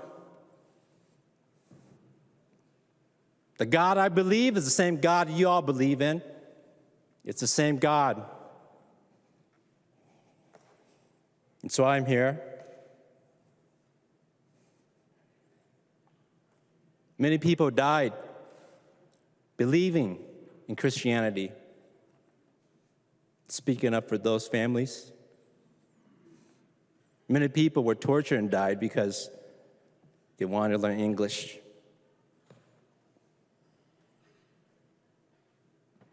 You ever been discriminated? I do. I know.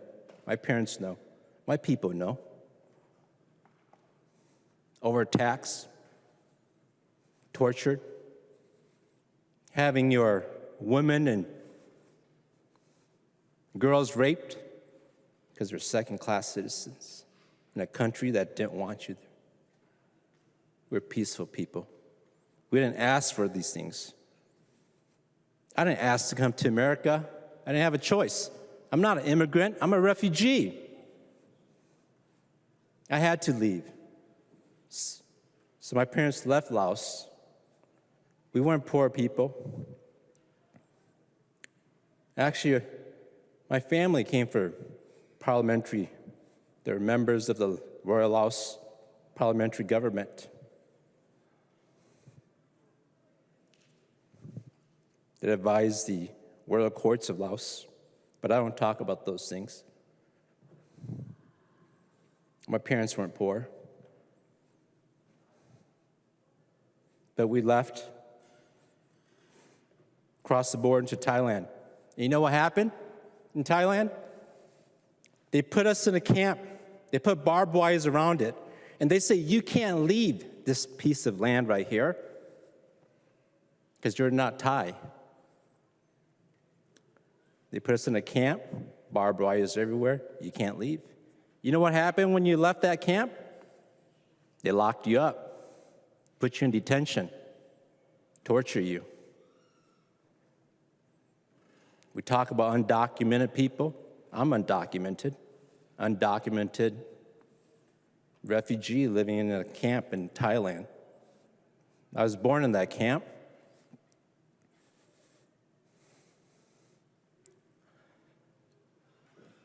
And we still believe in God. We took our Bibles with us. Of all the things that we took our Bibles with us to these camps. We hid them, and we did Bible studies in the middle of the night under a flashlight. And the grace of God, in 1980, Catholic Charities sponsored my family to come to America. Came to Iowa, this little town called Sanborn, population 500. I still remember, I got the postcard. I'm from Iowa. You know what's unique about this journey? We have no concept of airplanes, of anything. So you know what happened? Our sponsors put us up in this Rambler for 2 days, and they didn't give us any instructions. We've never seen a stove. We don't have running water. We've never seen these things. They left us in that house for 2 days. They came back and they said, hey, look, what did you guys eat? You haven't used the kitchen. Where'd you get your water? We said, well, we've been cooking outside, and we cut the trees, and we made a stove outside, so that's how we've been cooking. They said, where'd you get the water from? We said, we got it from your well. They said, we don't have any wells in the city. What well are you talking about? Well, follow us. Let's go over here. You see that tub? Every time we flush, water comes in, and we get water from that well. That's right. That toilet, to us, was a well. That's me, coming to America. And here I am, making laws for the state of Minnesota, sharing my experience with all of you. I appreciate all the conversations we have here. I'd be the first to say, I'm honored and privileged to serve with all of you, all of us in here, regardless of your religious background, what you believe in, where you're from. It doesn't matter. These conversations we have in here, the collective of wisdom, the shared experience, the life that we've lived, is what makes this hall so great. And I appreciate sitting here till 4 in the morning listening to all your stories. That's what this is about. Listening, right? Listening.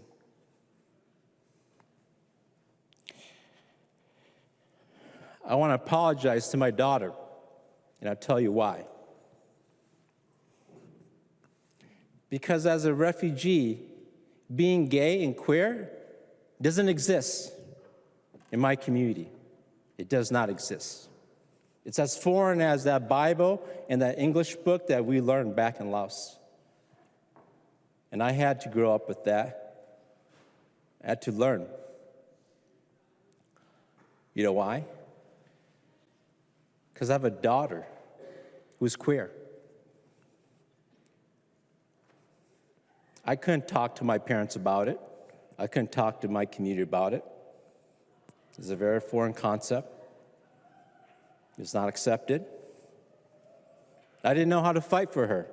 I didn't know how to address her. I didn't know how to handle it as her father. I was ashamed of myself, not because of her.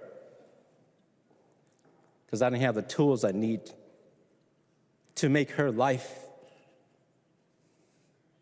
better, to give her a fair chance at life, because I brought her into this world. I'm responsible for her. As her father, I feel like a failure. I'd be remiss if I don't mention my other refugee friend who came here at 9, who became an attorney, a police officer, and now a district attorney. I won't say his name. But he has a daughter that's transgender. As fathers, we sit together and we share our stories, and we do the best that we can for our children.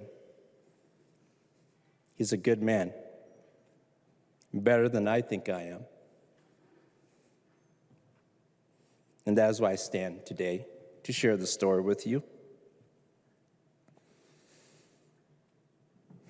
I didn't ask for these things, but it's my responsibility, as long as with all of you, to find a middle ground, not only for us, but for Minnesotans.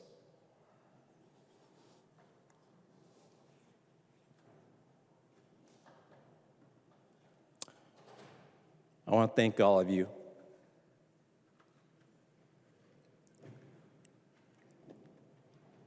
Because it is truly an honor to have an opportunity to share my story with you. Thank you, and I'll be voting green. The member from St. Louis, Representative Scraba. Thank you, Madam Speaker. Representative Cha, thank you. Sat on committees with you, heard parts of those stories, and I believe, like you, that's why we're here, to listen. I think we understand each other when we listen. When we talk, not so much. Which leads me into, what did we do here in the last 3 days on this issue? We discussed a lot. I think the state of Minnesota heard us speaking. I think we overturned every rock, every idea, everything on this 2-page bill. What we talked about is going to be talked about for the next 2.5 years. It's going to be analyzed, reanalyzed. It's going to be hashed over what we talked about. I'm confident, if it does make it through the Senate, that people will form their opinions and their ideas. And I don't think there's a winner and a loser right now. I think that comes in 2.5 years. A couple of the things about this amendment that I truly believe, age should be on here, period. And it should be affirming that all people are included, not just the list, all people. How we get that about, that's going to be the selling point. And the state needs to recognize and protect the sex-based distinctions in facilities and programs. These safe spaces need to be protected from the abuse by people who won't, can't, or fail to follow the rules. I was blessed to belong to an organization in Duluth, Minnesota, Northern Lake Second Harvest Food Bank. I spent 9 years on the board, and once a month for 12 months a year for 12 months in a year for 9 years, I went to Duluth. And we toured everything. We gave food to Chum. We collected food. Everything that Second Harvest does, we got to see how it's done. One of the places that we went to was a woman's shelter, an abused woman's shelter. And because I drive from Ely, Minnesota to Duluth, 2-hour drive once a month for 12 months for 9 years, I got a little late one day, and it was down in West Duluth. The house, it was a house, had the address. So I pull up, I walk to the front door, knock on the door, waiting, knock on the door, waiting. I'm like, huh. So I start walking around looking, am I at the right place? About 5 minutes later, a police car pulls up, says, come here. I'm like, what'd I do? And has me sit in the car and asks me all these questions, and I'm like, what did I do? I didn't know what I had done. The women that were inside that building were terrified because I was a male, and it didn't matter who I was. They were protecting themselves. Our organization was in the basement in a meeting. They had no idea all this was going on. And by the time I got everything cleared up, I got out of the cop car. I went into the house, and I wanted to apologize to all the women and just say, I'm sorry. And they wanted nothing to do with me. I was a male, and I was a threat. So I went downstairs. Again, I can't tell you how it feels to cause that much they were just, it was something I obviously carry with me, to know what I can do just by being there without having any sense of that I'm trying to harm them or hurt them. So when I finally got to the meeting and we got it all straightened out, I started thinking about how these women, what they've been through. What have they been through to be here, to look for shelter? And today we talked at length about safe places. And I have to wonder,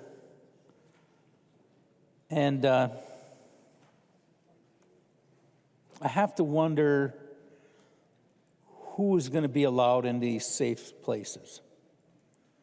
Even though some of the folks that are going in there, even though they're as harmless and as loving as you can imagine, they're still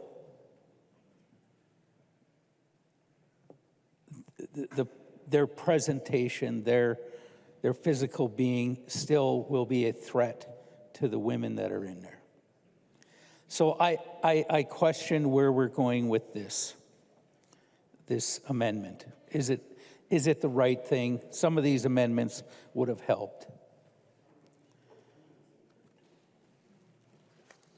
I've been blessed since I've been down here to meet some pretty cool people, some really neat people. And yeah, one of them I got next to me here. I met this year a transgender woman, Representative Gilman, you met her. She's a minority. She's a U.S. Army veteran. And she's having mental health issues.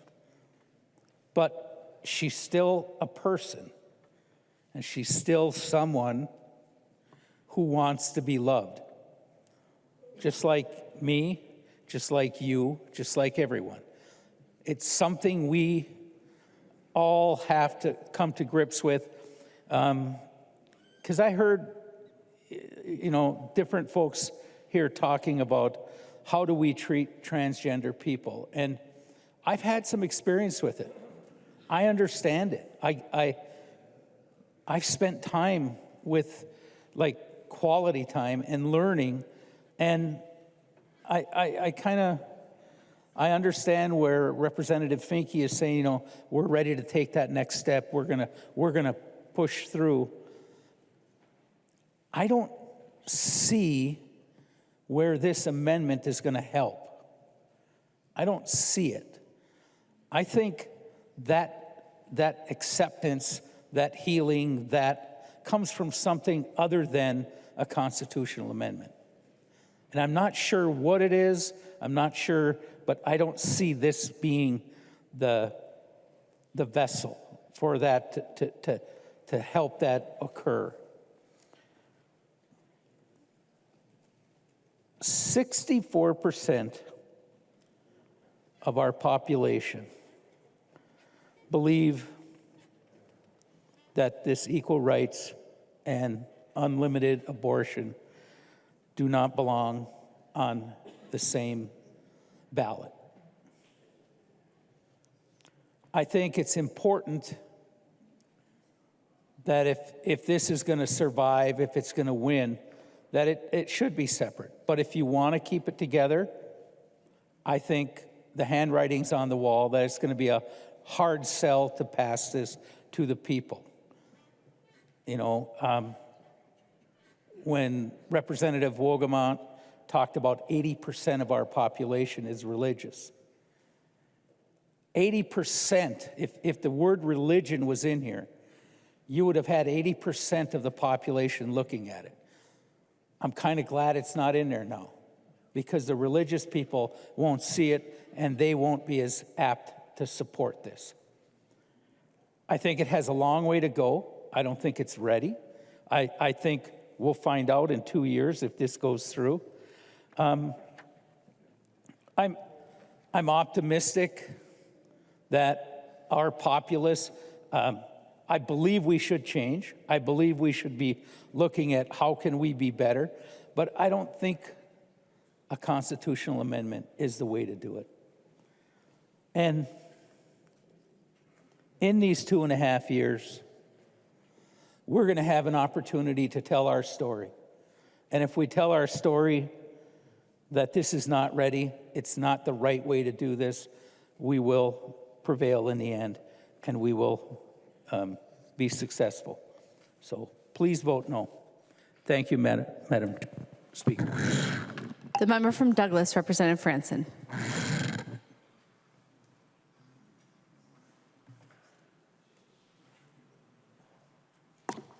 Thank you, Madam Speaker, members. Many times we've heard when Republicans have been in control and we fight for lives of the unborn, we always hear Republicans are pushing divisive social issues. Republicans are, again, fighting divisive social issues. And here we are with this unequal rights amendment, and it's a very, very decisive social issue.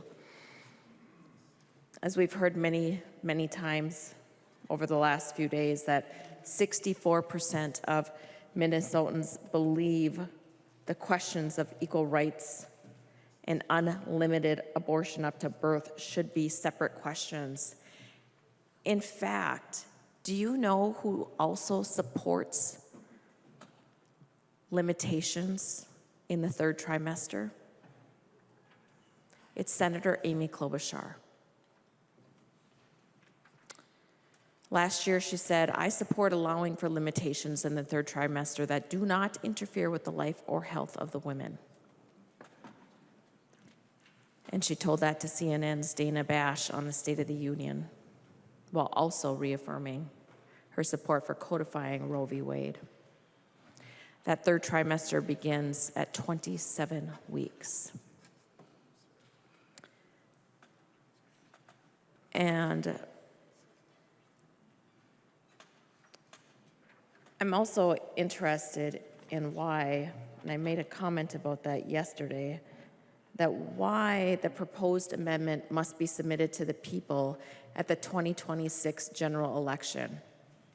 And if ratified, the amendment is effective January 1st, 2027. Just tonight, I heard, I've been waiting a long couple of decades. I'm not comfortable not being protected. It's time to declare Minnesota a discrimination-free zone. So I guess instead of putting it on the ballot, which could be voted on in 169 days from now, 21 hours and some minutes and seconds, we are waiting to put it on the ballot 897 days, 20 hours and some minutes and seconds. So we're saying, or we're hearing, I'm not comfortable not being protected. But I don't want to be protected in 2024. I want to wait until 2026. It's time to declare Minnesota a discrimination-free zone, but not in 2024. Let's wait until 2026.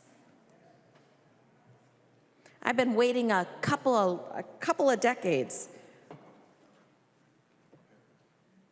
I'm not in a hurry to get it on in 2024.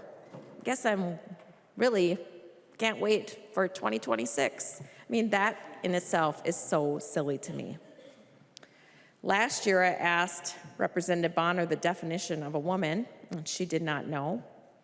And now with this bill, this constitutional amendment, we don't even know how this language will affect Minnesotans if it's passed, if it's voted on and passed.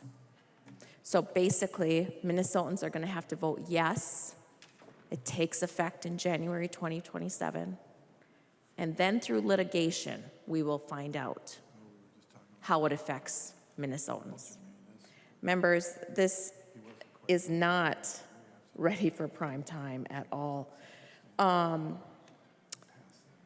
We talked a lot about gender identity. And according to sexualdiversity.org, gender identity can be understood to include how someone describes themselves, how they present, and how they feel. In this particular website, there are 107 gender identities currently listed for 2024. And it says, and is subject to change at any time. Other websites, 68, 72. Members, how does one work with that? How does one objectify and understand if it's feelings and it changes day to day? I mean, do you understand that? I mean, it's not black and white. It's gray, it's all over. There's no truth. There's no objectivity. All means all. We've heard that. We believe that here on this side of the aisle. That equal rights must include everyone. Everyone.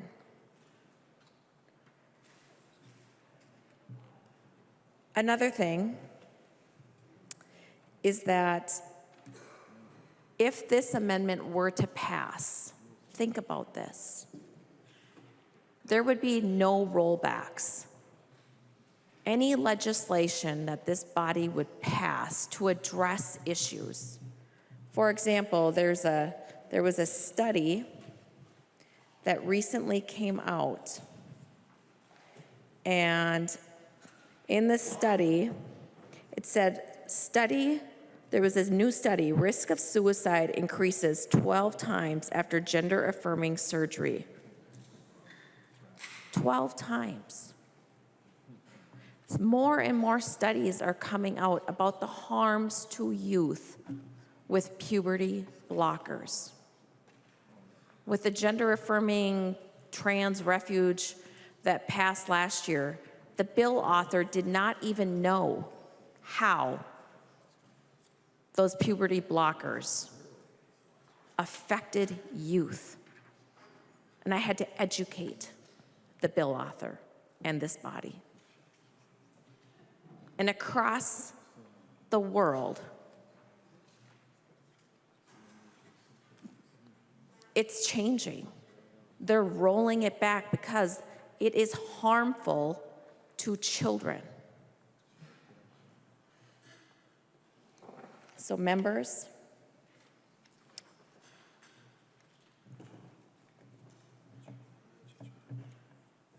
no matter the size of the hole in your heart, no piece of legislation is going to fill what is missing in that heart. No constitutional amendment is going to make you feel better. You cannot use the legislative process and thrust your will upon the people via a constitutional amendment to fill that hole. The only thing that can fill that hole is through Jesus Christ. I truly believe with the attack on girls' sports that would happen if this amendment would pass, I believe that alone is going to have parents voting no on this amendment. And so we may pass this bill off the House floor and send it to the Senate. But I believe in my heart of hearts that Minnesotans will see through the lie that they are being told, that they are being gaslit with Senate File 37. And I truly believe that they will be voting no in 2026. Thank you, Madam Speaker. The member from Stearns, the Minority Leader, Representative Demuth. Thank you, Madam Speaker. And members, as we have heard concerns over this equal rights amendment, and as we have heard personal stories throughout the hours of debate, what I want to draw your attention to is that even though this bill is called the Equal Rights Amendment, and it sounds nice or it sounds fair, but this bill does not provide equal rights to all. We did have the opportunity to vote earlier on a real equal rights amendment, which was the DE5, but it was voted down in this body. And I want to remind you that all means all. This is not an equal rights amendment when you exclude protection for the elderly or when you exclude protection for our most vulnerable. It's not an equal rights amendment when you limit religious freedom. Every person should be guaranteed equal rights and freedom from discrimination. Limiting that number to a narrow list chosen by politicians is unacceptable. Additionally, the wording of the ballot question is extremely unclear, with vague reference to pregnancy that will mislead voters into assuming that they are simply voting against pregnancy discrimination, instead of telling the truth about how expansive this new language would actually be. We learned earlier this week that 64% of Minnesotans oppose a ballot question that would lump together issues of equal rights and abortion. More than half of Minnesota wants those two things separated so it's clear and transparent. Less than 24% believe that it should be contained in the same ballot question. I want to remind you that already in Minnesota, we are equal. This bill about pushing a partisan political agenda and hiding the true intent from voters is wrong. When you enshrine the rights of some, you actually diminish the rights of the rest. So members, I would encourage a no vote on this amendment, on this bill. The member from Hennepin, the Majority Leader, Representative Long. Thank you, Madam Speaker. I want to start first by thanking Representative Herr for her stamina in this debate and for her diligence and hard work in bringing this really important amendment before the body. Last year, the Minnesota legislature took the historic step of protecting reproductive rights in statute. This step was overwhelmingly supported by Minnesotans. In Minnesota, we've also had the Doe v. Gomez decision for almost 30 years. Minnesotans have relied on this protection to seek the medical care they need. But after Dobbs, we know that a change in court membership is all that's required to take our rights away. The Protect Reproductive Options Act protected those rights, but there was not a single Republican who voted for the PRO Act. We know that if the GOP was in control, the PRO Act would be overturned. We've seen this play out before. In 2011, the GOP legislature did pass a law banning abortion that Governor Dayton thankfully vetoed. Minnesotans have looked on with shock at what is playing out in state after state as they strip away women's rights. 14 states now have a total ban on abortion, and many more ban abortion before a woman even knows she's pregnant. The Supreme Court wanted this to be a state decision.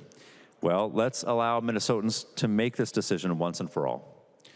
The Equal Rights Amendment would make absolutely clear where Minnesotans stand, that we will not let decades of existing rights be taken away by judicial appointees or changes in legislative control. This Equal Rights Amendment is also critical to enshrining in our Constitution protections against discrimination. We have no such explicit protections in the state Constitution. We heard from the minority that they support equal rights, but they didn't want equal rights when they are listed explicitly. There were no complaints on the floor, though, about equal rights for race or for color or national origin, ancestry, disability, or sex. No, the complaints were entirely focused on just one of the protections in the bill, gender identity. Discrimination based on race or sex, well, that's out of style, but discrimination based on gender identity, that's open season, apparently. There is no better demonstration to me of the importance of the work we are doing. There is no better demonstration of why we must be specific about protecting all Minnesotans. The most marginalized, the most discriminated against deserve our highest protections. Constitutional protections for equality do not require people to change their personal beliefs, but they do mean that state actors can no longer discriminate. These protections have been in law for 3 decades. In 1994, with the passage of the Minnesota Human Rights Act, we were the first state in the country to protect against discrimination for transgender people. But given the debate that has played out over the last few days, I think those laws may be at risk if the majority shifts. It is absolutely clear to me that these protections need to be in the Constitution too. Minnesotans reject discrimination of all types. Discrimination has no place in our state, and this is long overdue to include in the Constitution. Thank you. The member from Ramsey, the author of the bill, Representative Herr. Madam Speaker, members, thank you for engaging in the conversation tonight. This morning, yes, it's been days. And I wanted to just start by just setting the record straight in a number of things that I heard tonight. First, I want to state that putting the entire work of this body and the individuals who participated in this work and those who came before us and all that's been done onto just one organization, Gender Justice, is misplacing all of the individuals that contributed to this work. You know, and my motives of that it is these organizations leading this work and deciding what we're going to do with this is just erroneous. I'm going to tell you why it is that I decided to take on this ERA work, because this was not mine to begin with. So I am somebody who is very much guided by my faith. My grandfather fought, as Representative Cha said, in a communist country to become the first Hmong Methodist pastor in the world. He also became the first police chaplain here in the city of St. Paul in the country. He is somebody who is of deep faith and somebody who is has really fought for other individuals. And what he taught me is in John 18, 2, that this is my commandment, that you love one another as I have loved you. In Galatians 6:2, that carry each other's burdens, and in this way you will fulfill the law of Christ. But this is really what really struck me was Proverbs 3:27. Do not withhold good from those to whom it is due when it is in your power to act. It is in our power to act now. I really did think about those who shed tears today, sharing their stories and their testimony. I took them to be very genuine tears. I took stories that were told as genuine. I had this actually conversation with individuals who were here in 2012. And when they shared with me that when the Republicans passed two constitutional amendments, one in 2012, there was two, to provide that only a union of one man and one woman should be valid or recognized as a marriage in Minnesota, and the other is to require all voters to present valid photo identification votes. Those individuals, Democrats, said to me, it was so painful for them to actually watch that go on as a constitutional amendment, to have that put on to the ballot, that they wanted to lay themselves across the train track and get run over, that it was that important to them. So I can't imagine what you all must be feeling now, thinking that we are doing to you what you did to us in 2012. But the truth is that it mattered to me to think about, well, what was it like? Because I'm hearing a lot of criticism about all of the ways in which this constitutional amendment is so terrible. And really what I want to point out is, and I hope that I find it here because I did have it printed out, is that, oh, here it is. I actually went back and pulled Senate File 1308 from 2012.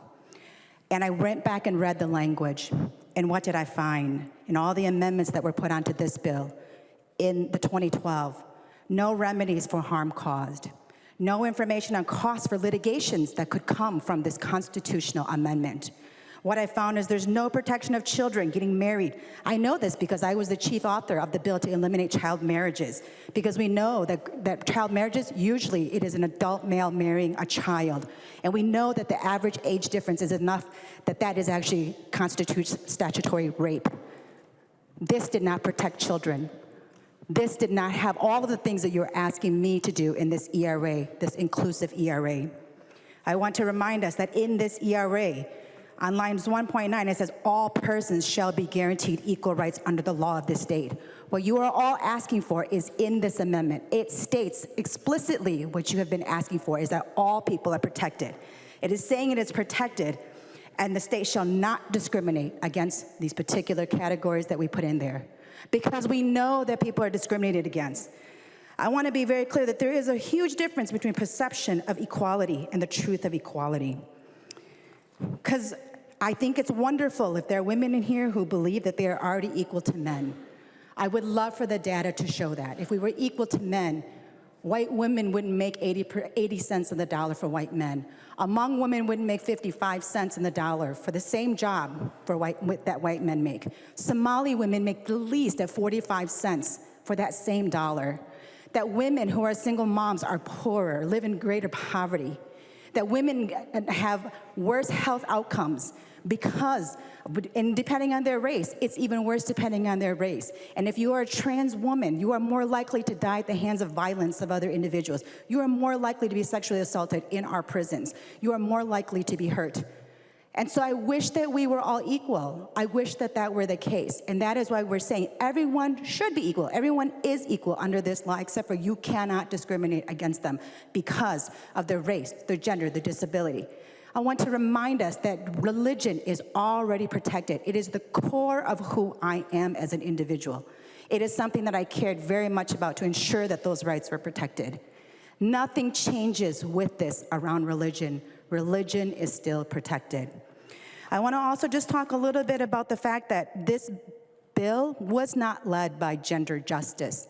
I'm so confused at the fact that I'm being told that this is being rushed and we hadn't worked on this. But then I was also criticized that I had been working on this for a year with constitutional lawyers, I think that that's how we all should be making laws here, right? Is that we should be doing the work in the off session. We should be gathering our information. We should be ensuring that we have done the work so that when we bring it to this body that we've done that work, and the criticism that it was only heard in rules, it went through the process where it was amended along the process, which is how we make laws here. No one brings a bill to the table and said, it is perfect, let's just pass it out of one committee. That doesn't happen, and when it does, wonderful, but that's rare the case. And so you cannot criticize me at one point and saying it is too fast, and then criticize me for taking such a long time and doing the due diligence I needed to in order to ensure that we've looked at this and talked to people and consulted with individuals who are so much smarter than I am. I want to also talk about the fact of how we've had the language that we have had in here. I think that we really did, like Representative Long said, focused on trans women. And I really wanted to draw our attention to the fact that how much we hurt men in this conversation. We talked about men as being pedophiles, as being rapists, as being violent. My God, if that was the world we live in, we should all just be afraid of men in general, because we all sat here tonight and over the last 3 days talked about how awful men were. I just don't believe that to be the case. I believe that, if we are this new feminists who are, fighting for women, we shouldn't be striking down $500,000 of higher ed to take care of, to have a child care, that, $500,000 so that we could do something at a university for mothers who have children, that we should be fully paying for paid family leave, that we shouldn't be fighting that, but we sat here and we fought hours upon hours upon hours to ensure that people actually got paid for going on maternity leave. That is not a new feminist. That is somebody who doesn't care about the fact that people need this time off to be with their families. We shouldn't be fighting safe storage and reporting lost and stolen firearms, because we know women die at the hands of violence with firearms from individuals that they are in intimate relationships with. We know that we shouldn't be fighting increasing minimum wage, and yet we sat here on this floor and we fought this for days upon days upon days. That is not the new feminist I am. I'm the kind of feminist who is saying I'm going to build on my mother's 1973 ERA. That's the year I was born. Our times have changed. I've heard people sit here and say we are using worldview words in our language. Lexicon changes. Do you all know, and I say you're not supposed to do this, but I'm just going to state it then, is in our history of Minnesota, we've had 213 proposed amendments to our Constitution. 120 of them have been adopted, and our state did not fall apart when the Constitution was changed. That did not happen. And when this Constitution, do you know how many times we have in here that women would have the right to vote, to be set on boards, that Negroes should vote? We don't use the term Negro anymore. These are not worldview words, these are accepted words, and yet here we are using accepted words and we are being told those are just worldview words. They're not real. They are real. Transgender people are here, gender identity, gender expression, those are accepted words because our lexicon changes. We need to accept that. I know we've been here a really long time, but I feel like I've really listened a long time to everybody here, so I hope that you all just give me a couple more minutes to go over a couple of other items that we talked about today. I want to make sure that we address the fact that we are saying we're putting people into different buckets. The thing is, people aren't buckets. They're individuals with sex and gender, reproductive organs, race, color, disability, national origin, ancestry. Every single person in here fell into one of those categories. No one is being excluded. This is an inclusive ERA.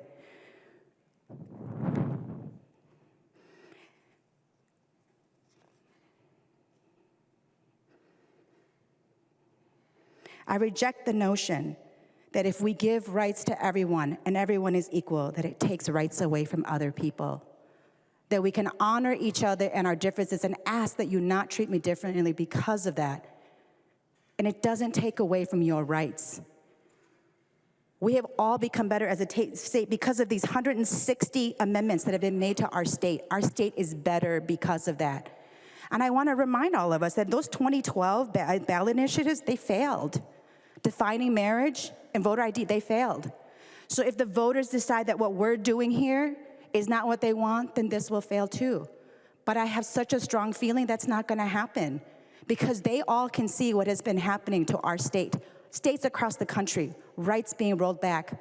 The fact that we're all talking about how our daughters are going to have less rights. My daughters have less right today because of the overturn of Roe v. Wade than I did when I had to have my abortion with my ectopic pregnancy. My daughters have to fight harder to have bodily autonomy than I did. Our daughters have less rights now because of courts overturning cases, and this all happened under the watch of individuals who are new feminists. We let this happen. How could that be? We see these rights getting taken away. And I just want to be really clear that we've been talking about cisgender girls and talking about all the awful things that they could do in restrooms. I just want to share that I actually brought my friend who has a trans daughter came to visit me at the SOB. I brought her into the bathroom. And because I'm on the 3rd floor, I had my GOP colleagues across the aisle say to her, "Oh, what a pretty dress. Oh, you're so pretty." They didn't even know she was a trans girl. We're sitting here saying that somehow we're going to be able to tell who they are, and they're going to hurt other people. It's like no one even knew she was a trans girl. She just was a little girl in a princess dress needing to use the restroom. They are not a threat to us. What we are doing is we are creating that threat by the narratives that we have put out there today, over the course of these last few days. And I want to just end by saying that, so much, and I know I should keep going to punish you guys a little bit, but I'm not going to. And I just want to say that, of course, the language it became available, you're right, in May, it did. But I think you all understand that when we put out something that is not ready and we know that people are still actively working on, you can't take something back. And the fact that I was protecting it because I wanted to protect the fact that the truth would be out there, and yet I was still fighting lies about this, that how I had taken religion out of the Senate version. Religion was never in the Senate version. It never was. And saying it here over and over again doesn't change that. And so, yes, we should work on truth. We should work on science. And I want to just state here that I know that some individuals were saying that they wish that they would have voted we were voting for this 1973 language, but yet when Republicans had control, you didn't bring back the 1973 language. You didn't pass it. So this is what you have now. You gave me the time, and I made it better. Probably shouldn't have given me that time because I did work a really long time on this. And so today I'm going to bring us back to what we talked about at the beginning of this whole process, is that I do believe in Minnesotans. I'm here in this state. I've lived in Maryland, I've lived in DC, I've lived in Chicago. I came back to Minnesota because I love this state. This state is the state that I made my family, and I believe in the people of this great state. I believe that our Constitution says who we are and what we value. We want to make sure that as Minnesotans, we are valuing each other by prohibiting discrimination, that we must codify protections into the Constitution, and we must be explicit about it. Because I am not fooled by the fact that if I do nothing now, that everywhere in states, I did a couple articles about how certain states are making it harder to actually get divorced because we know what happens to women in situations of divorce and how their outcome is. We're making it harder for them. We're making it harder for them in all different ways that we need to protect it. We know that rights will continue to get rolled back because we see it happening everywhere across the country. And so we have to protect these rights. Case laws and statutes should not be at the whim of political changes and judges who should be nonpartisan, but they aren't. We all know this. The courts are no longer, the partisan politics plays a role in how courts operate now. We cannot leave our rights up to on the hinges of individuals who are going to make decisions based on their political leanings instead of making fair decisions. And so advocates and lawmakers, yes, from both sides, have actually worked on the ERA for many, many years. It is time to get this done. It is time we get this done. Thank you. The clerk will take the roll on the bill.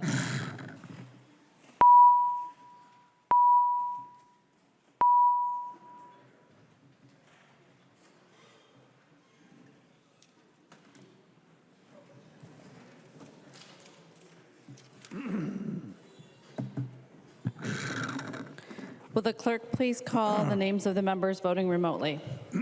Acom. Acom, aye. Acom, aye. Carroll.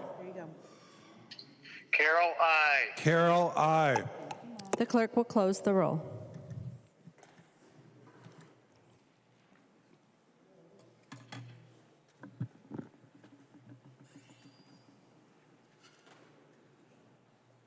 There being 68 ayes and 62 nays, the bill is passed and its title agreed to. Calendar for the day. The first bill on the calendar for the day is Senate File 2219. The clerk will report the bill. Senate File number 2219, the first bill on the calendar for the day, an act relating to horse racing, prohibiting the conduct of historical horse racing and other activities at licensed racetracks, the unofficial engrossment. There are no amendments at the desk. There is an amendment at the desk, so the clerk won't give the bill its third reading. Representative Stephenson. Thank you, Madam Speaker. Members, I'll be brief since the hour is very late or early, depending on your perspective. This is a bill that reverses a decision made by the Racing Commission last month to allow historic horse racing slot machines at the tracks, 500 machines at each track for a total of 1,000 machines. The only thing that I will say now, in the interest of time, is I know that at the end of session there's a lot of rumors and swirling around, and given that Representative Stephenson, I can interrupt you for just a second. There are no amendments at the desk. The clerk will give the bill its third reading. Third reading, Senate File number 2219. Third reading. Representative Stephenson. Thank you, Madam Speaker. So this will remain just a ban on historic horse racing. It will never be any other bill related to gambling. I just want to note to members that this is a Senate file, and bills that have tax implications have to originate in the House, which of course sports betting would have to originate in the House. So this is just a bill on the historic horse racing machines. I encourage your support. Discussion. The member from Anoka, Representative Niska. Thank you, Madam Speaker. I'm sure everyone is looking forward to another speech from me tonight. But here we are. Thank you, Representative Stephenson, for clarifying that this is only going to be about historical horse racing, and also for clarifying what this is, which is the legislature intervening into an administrative decision that's currently being litigated. It's an administrative decision for which there is a huge amount of fact-finding at the Racing Commission and a huge amount of legal argument being made currently up in the Minnesota Court of Appeals around the questions of, what is pari-mutuel betting? What are the actual mechanics of the historical horse racing machines? And we're being asked to short-circuit that litigation on those facts and on those legal questions in order to decide this essentially legal question ahead of the courts. And as I told Representative Stephenson in committee, I'm actually somewhat sympathetic on both the policy concerns and on the legal issues. Obviously, we shouldn't be letting an administrative agency circumvent the law if that's what they were doing. And I'm not a huge gambling expansion guy. And if we're talking about some sort of gambling expansion problem, I'm interested to know about what are the policy ramifications of that. But I don't think either one of those cases have really been made here. We haven't really talked about the concerns that these particular machines create in terms of gambling expansion. And we certainly don't have before us the machines, all of the contracts, all of the factual background that was given to the Racing Commission, and the legal arguments that are going to be up before the Minnesota Court of Appeals. I did, a cursory look at the statutes, and I think that the Racing Commission probably got it right on the legal questions, at least as far as I can trace the reasoning of what the Racing Commission did. So I'm left wondering why we're doing this. And really, as far as I can tell, all we're doing is intervening for the benefit of one group over another. So that's not what we should be doing. That's not the job of the legislature, to step into a court case because we think one party should win and one party should lose. So I'll be a no on this vote. I encourage others to vote no as well. It's just not the right process for us to take, especially at 4:31 in the morning on the last day of the legislative session. It shouldn't be our priority to start just be intervening in court cases for the benefit of one particular group over another. Vote no. The member from Olmsted, Representative Quam. Thank you, Madam Speaker. And looking at our yellow sheet, the author stated this is just about something with horse tracks and betting and et cetera.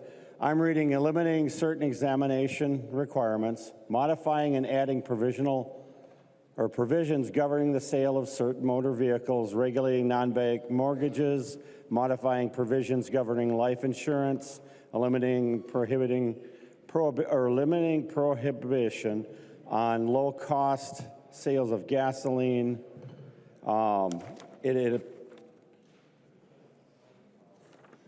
Is it just what the author said, or is there more to the bill?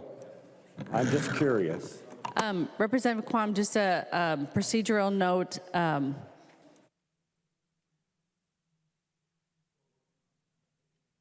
That's the title that the clerk read when he reported the bill. When the clerk reported the bill, he reported the title on the unofficial engrossment, which is what we're working off of. The item that you're referring to is not the correct. A calendar for the day does not refer to the current engrossment of the bill. I don't know if you asked Representative Stephenson to yield or not. Madam Speaker, thank you. I just wanted clarification because what I was reading, what was given to us was different. Thank you. The member from Dakota, Representative Kosnick. Thank you, Madam Speaker. Representative Stephenson, we had what I felt was pretty good, robust debate when this came to the committee, and so I'm not going to belabor every single point of it. We have a very different point of view and understanding of this, but I think it's important to say even at 4:30 in the morning, last day of session, we have a bill before us that is apparently a priority to hurt and be punitive to the Minnesota horse racing industry. And in Section 240, what this bill here, members, is the section of law of 240, it establishes the legislature, this body previously established and gave the Minnesota Horse Racing Commission the authority to make the decisions and regulate horse racing in the state of Minnesota. This legislation is punitive and in reaction to actions of the Minnesota Horse Racing Commission, and I hope that if this becomes law, it becomes challenged, because this is not the way we should be legislating in a punitive manner, because some legislators don't like a decision or an action that was taken by the Racing Commission and in fact benefits other parties in the state. And without getting too much into motives, but you can read into it very clearly. And I think that it's just unfortunate. It's not what we should be doing. It should not be a priority at 4:30 in the morning on the last day of session. But what we have is clear. With this bill, the Democrats are being punitive and hurting the Minnesota horse racing industry. It's in this bill as a standalone, and it also was in a different bill that I don't know that we'll have time to get to, the sports betting bill. The horse racing industry has evolved and thrived, ups and downs in the economy. The Horse Racing Commission has studied the historic horse racing operation, the machines that would be used. In the media and such, it was called similar to slot machines, but they determined that it wasn't after much more thorough analysis than what we were able to do in committee. And so I just want to be on the record that this is a Democrat priority to hurt the Minnesota horse racing industry for voting for this. It's shameful that we're taking this up literally in the dark of night, even before the break of dawn. And this is going to pass, but Representative Stephenson and the leaders that have signed on to this is not the role of the legislature. It's in the courts, and that's where it should be adjudicated if there is a discrepancy. We shouldn't be making reactive laws like this, and it's very unfortunate to do that. And so members across the chamber, I suggest a no vote. The member from Stearns, Representative O'Driscoll. Thank you, Madam Speaker and members. As my Republican colleagues have pointed out, I just want to underscore a couple of things. Number one, the Racing Commission was asked to review this by the racing industry in the state of Minnesota, which has, by all measures, been struggling over the years because of change in law that has affected them and their ability to generate revenue in that industry. They have brought it before. The commission had vetted it. The commission actually sat down, looked at the machines, watched how they worked, and said, no, we believe that this does comply with pari-mutuel betting. And just to remind you that the members of the Racing Commission are not elected officials. They are appointed by the governor of the state of Minnesota. By all measures, it is not a Republican or a conservative bastion. It is a lot of members on that commission that have I'm not going to impugn their motives on there, but the idea that they're not Republican appointees may tell you a little bit about what their thoughts and processes are being on that commission. When the Racing Commission stepped forward and approved this, immediately there was legislation that was put forward to ban this, and the industry has chosen that they only have the option of litigation to be able to check and to see if in fact, their pari-mutuel endeavors are in fact taking place here or not, or is it something that is illegal? And one of the things I brought up in committee, and I'm going to ask Representative Claiborne to yield to a question, as she's the chair of the State Government Finance and Local Government, and she is also on the Commerce Committee. Representative Claiborne, you may recall in committee I had asked about the idea of habeas machinis. And habeas machinis is bring the machines to the committee and let the committee see how this is done. And I saw you scurrying and writing some notes that day. We did not have the benefit of having that in the Commerce Committee. I was just wondering if you were afforded the opportunity in the State Government Finance Committee when you had this bill to see how those worked and how your members reacted to that. The member from Hennepin, Representative Claiborne. Thank you very much. And Madam Speaker, what we did see in the State Government Committee is that we were given handouts which clearly show the likeness of the equipment. We were given letters from the, let me just find it here for a moment.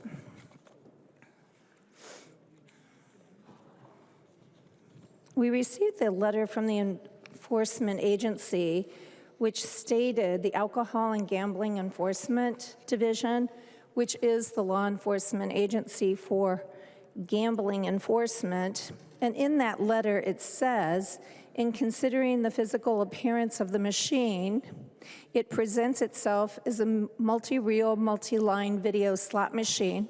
This is a common form of gambling found within Minnesota elsewhere.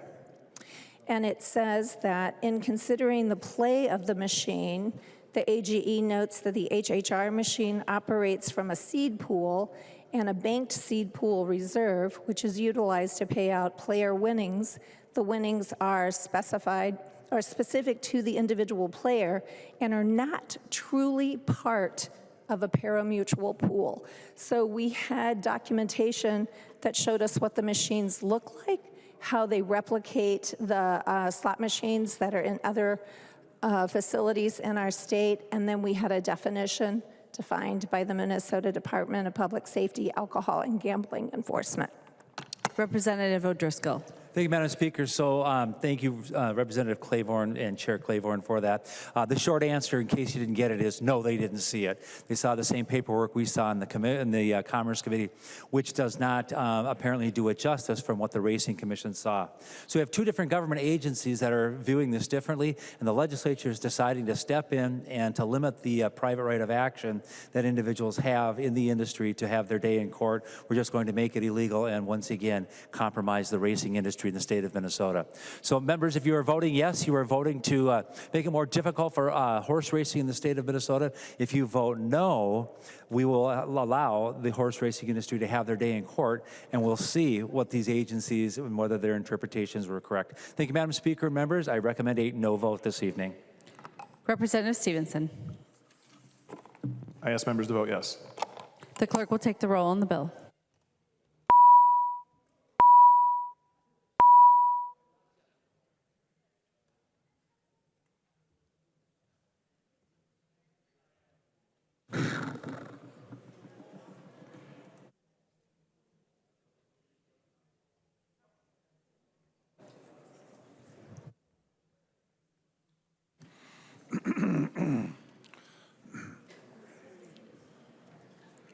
Will the clerk please call the names of the members voting remotely? Acom. Acom, aye. Acom, aye. Carroll.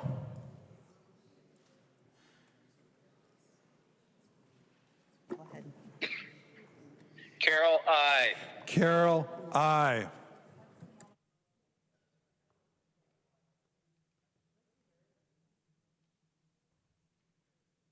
The clerk will close the roll.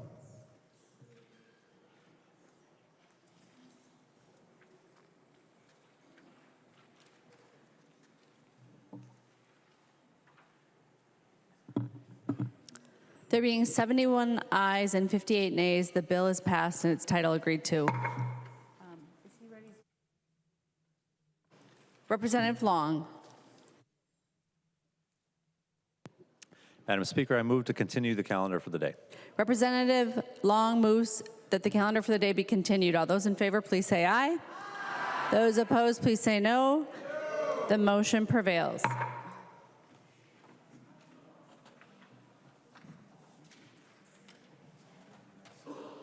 Messages from the Senate.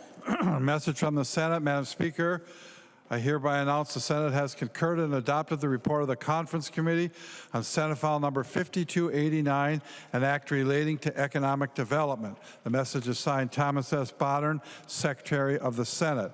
Conference report on Senate File 5289. The report is addressed to the Honorable Bobby Joe Champion, President of the Senate, the Honorable Melissa Hortman, Speaker of the House. We, the undersigned conferees for Senate File 5289, report that we've agreed upon the items in dispute and recommended as follows. The report is signed by 3 of the 3 conferees on the part of the Senate and 3 of the 3 conferees on the part of the House. Hassan moves that the report of the Conference Committee on Senate File Number 5289 be adopted and that the bill be repassed as amended by the Conference Committee. The member from Hennepin, Representative Hassan. Thank you, Madam Speaker. That's my motion. On the motion to concur to adopt the Conference Committee report, all those in favor, please say aye. Those opposed, please say no. The motion prevails. The clerk will give the bill its third reading as amended by conference.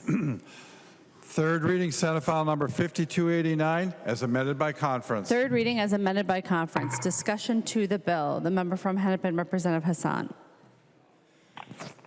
Thank you, Madam Speaker and members. I know it's late at night and our mental clarity is probably not all here. I want to thank our staff members who have worked tirelessly with us. I also want to thank our conferees, Jerry Shong and Representative Selesnikar. This is a great bill. It's a bill that, empowers our workforce. It touches on every part of the state of Minnesota, and it also, gives resources where it's needed. Please vote green. Thank you. The member from Candido High, Representative Baker. Thank you, Madam Speaker and members. I want to say this is a good bill. This is it's a good bill because you worked with us again too. It's a good bill because you included us in creating a better bill. It's not a perfect bill. It still spends money. We really did so much last year, and I've said that many times on the House floor. But there's some good policy in here too. You recognize projects around the state of Minnesota from the Workforce Fund. And again, I think I also just A shout out to Chairman Zhang. He fought hard for the House position, and he had, I think it was not an easy position from his Senate colleague. I just want to say thank you, Representative, for that fight. You're a good chairman for that. I think you really did believe in your mission here. So, members, I plan on voting on this as it passes out. Again, I'm not sure that everybody will do that, but I think because of the process, because of the fight that we did have on this one, we can support a bill like this and help people around the state of Minnesota in a better than what we've seen in other bills. So I appreciate that, members. I'll be supporting the bill. Thank you. The member from Ramsey, Representative Zhang. I was not prepared. Thank you, Madam Speaker. Sometimes I think I see nods that apparently I don't see. Representative Zhang.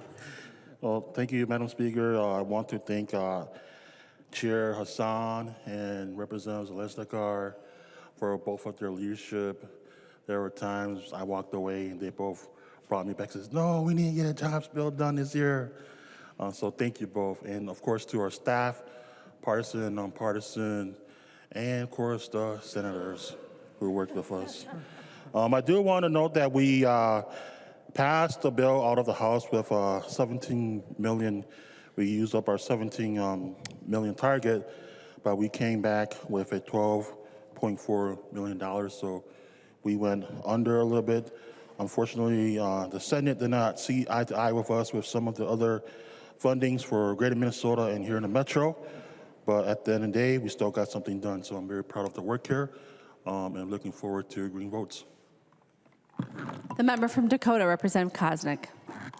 Just real briefly, members, from the economic development portion, wasn't a lot of money, but just had a little bit of concerns with some of the overall spending in the bill. I will not be voting for it, but I appreciate the work of the committees. Seeing no further discussion. Oh, the member from St. Louis, Representative Zalesnikar. Thank you, Madam Speaker, and members, I'll be brief, but I wanted to thank Chair Hassan and Chair Zhang. They were fantastic to work with, and I appreciate being able to have a bipartisan conference committee. I think we did some really great things.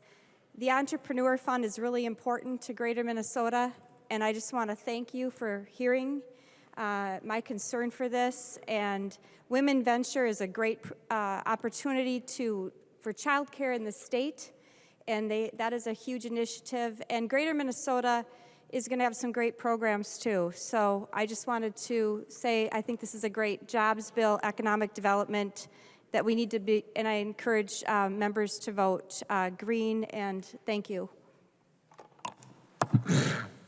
Seeing no further discussion, the clerk will take the roll on the bill.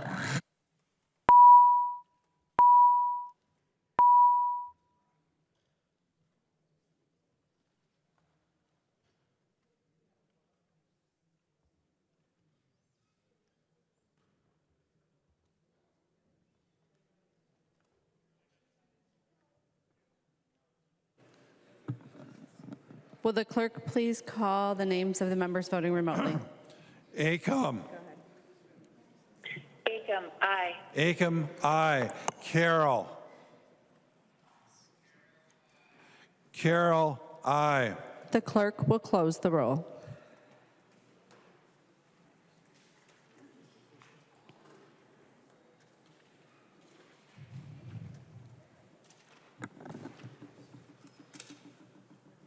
There being 83 ayes and 47 nays, the bill is repassed as amended by the conference committee and its title agreed to. Motions and resolutions. There's copies of the non-controversial motions at the House desk and online. If there's no objection, we'll take action on these motions first. Hearing no objection, the motions prevail.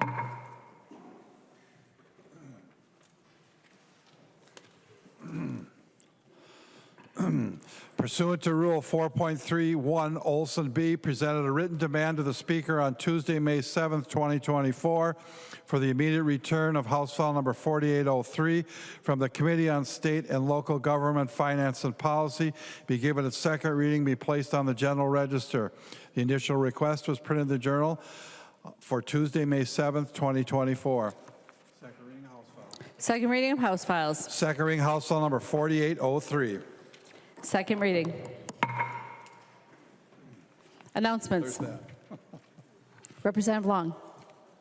Madam Speaker, I move that when the House adjourns today, it adjourns until 9 a.m. Sunday, May 19th, 2024. Representative Long moves that when the House adjourns today, it adjourns until 9 a.m. Sunday, May 19th, 2024. All those in favor, please say aye.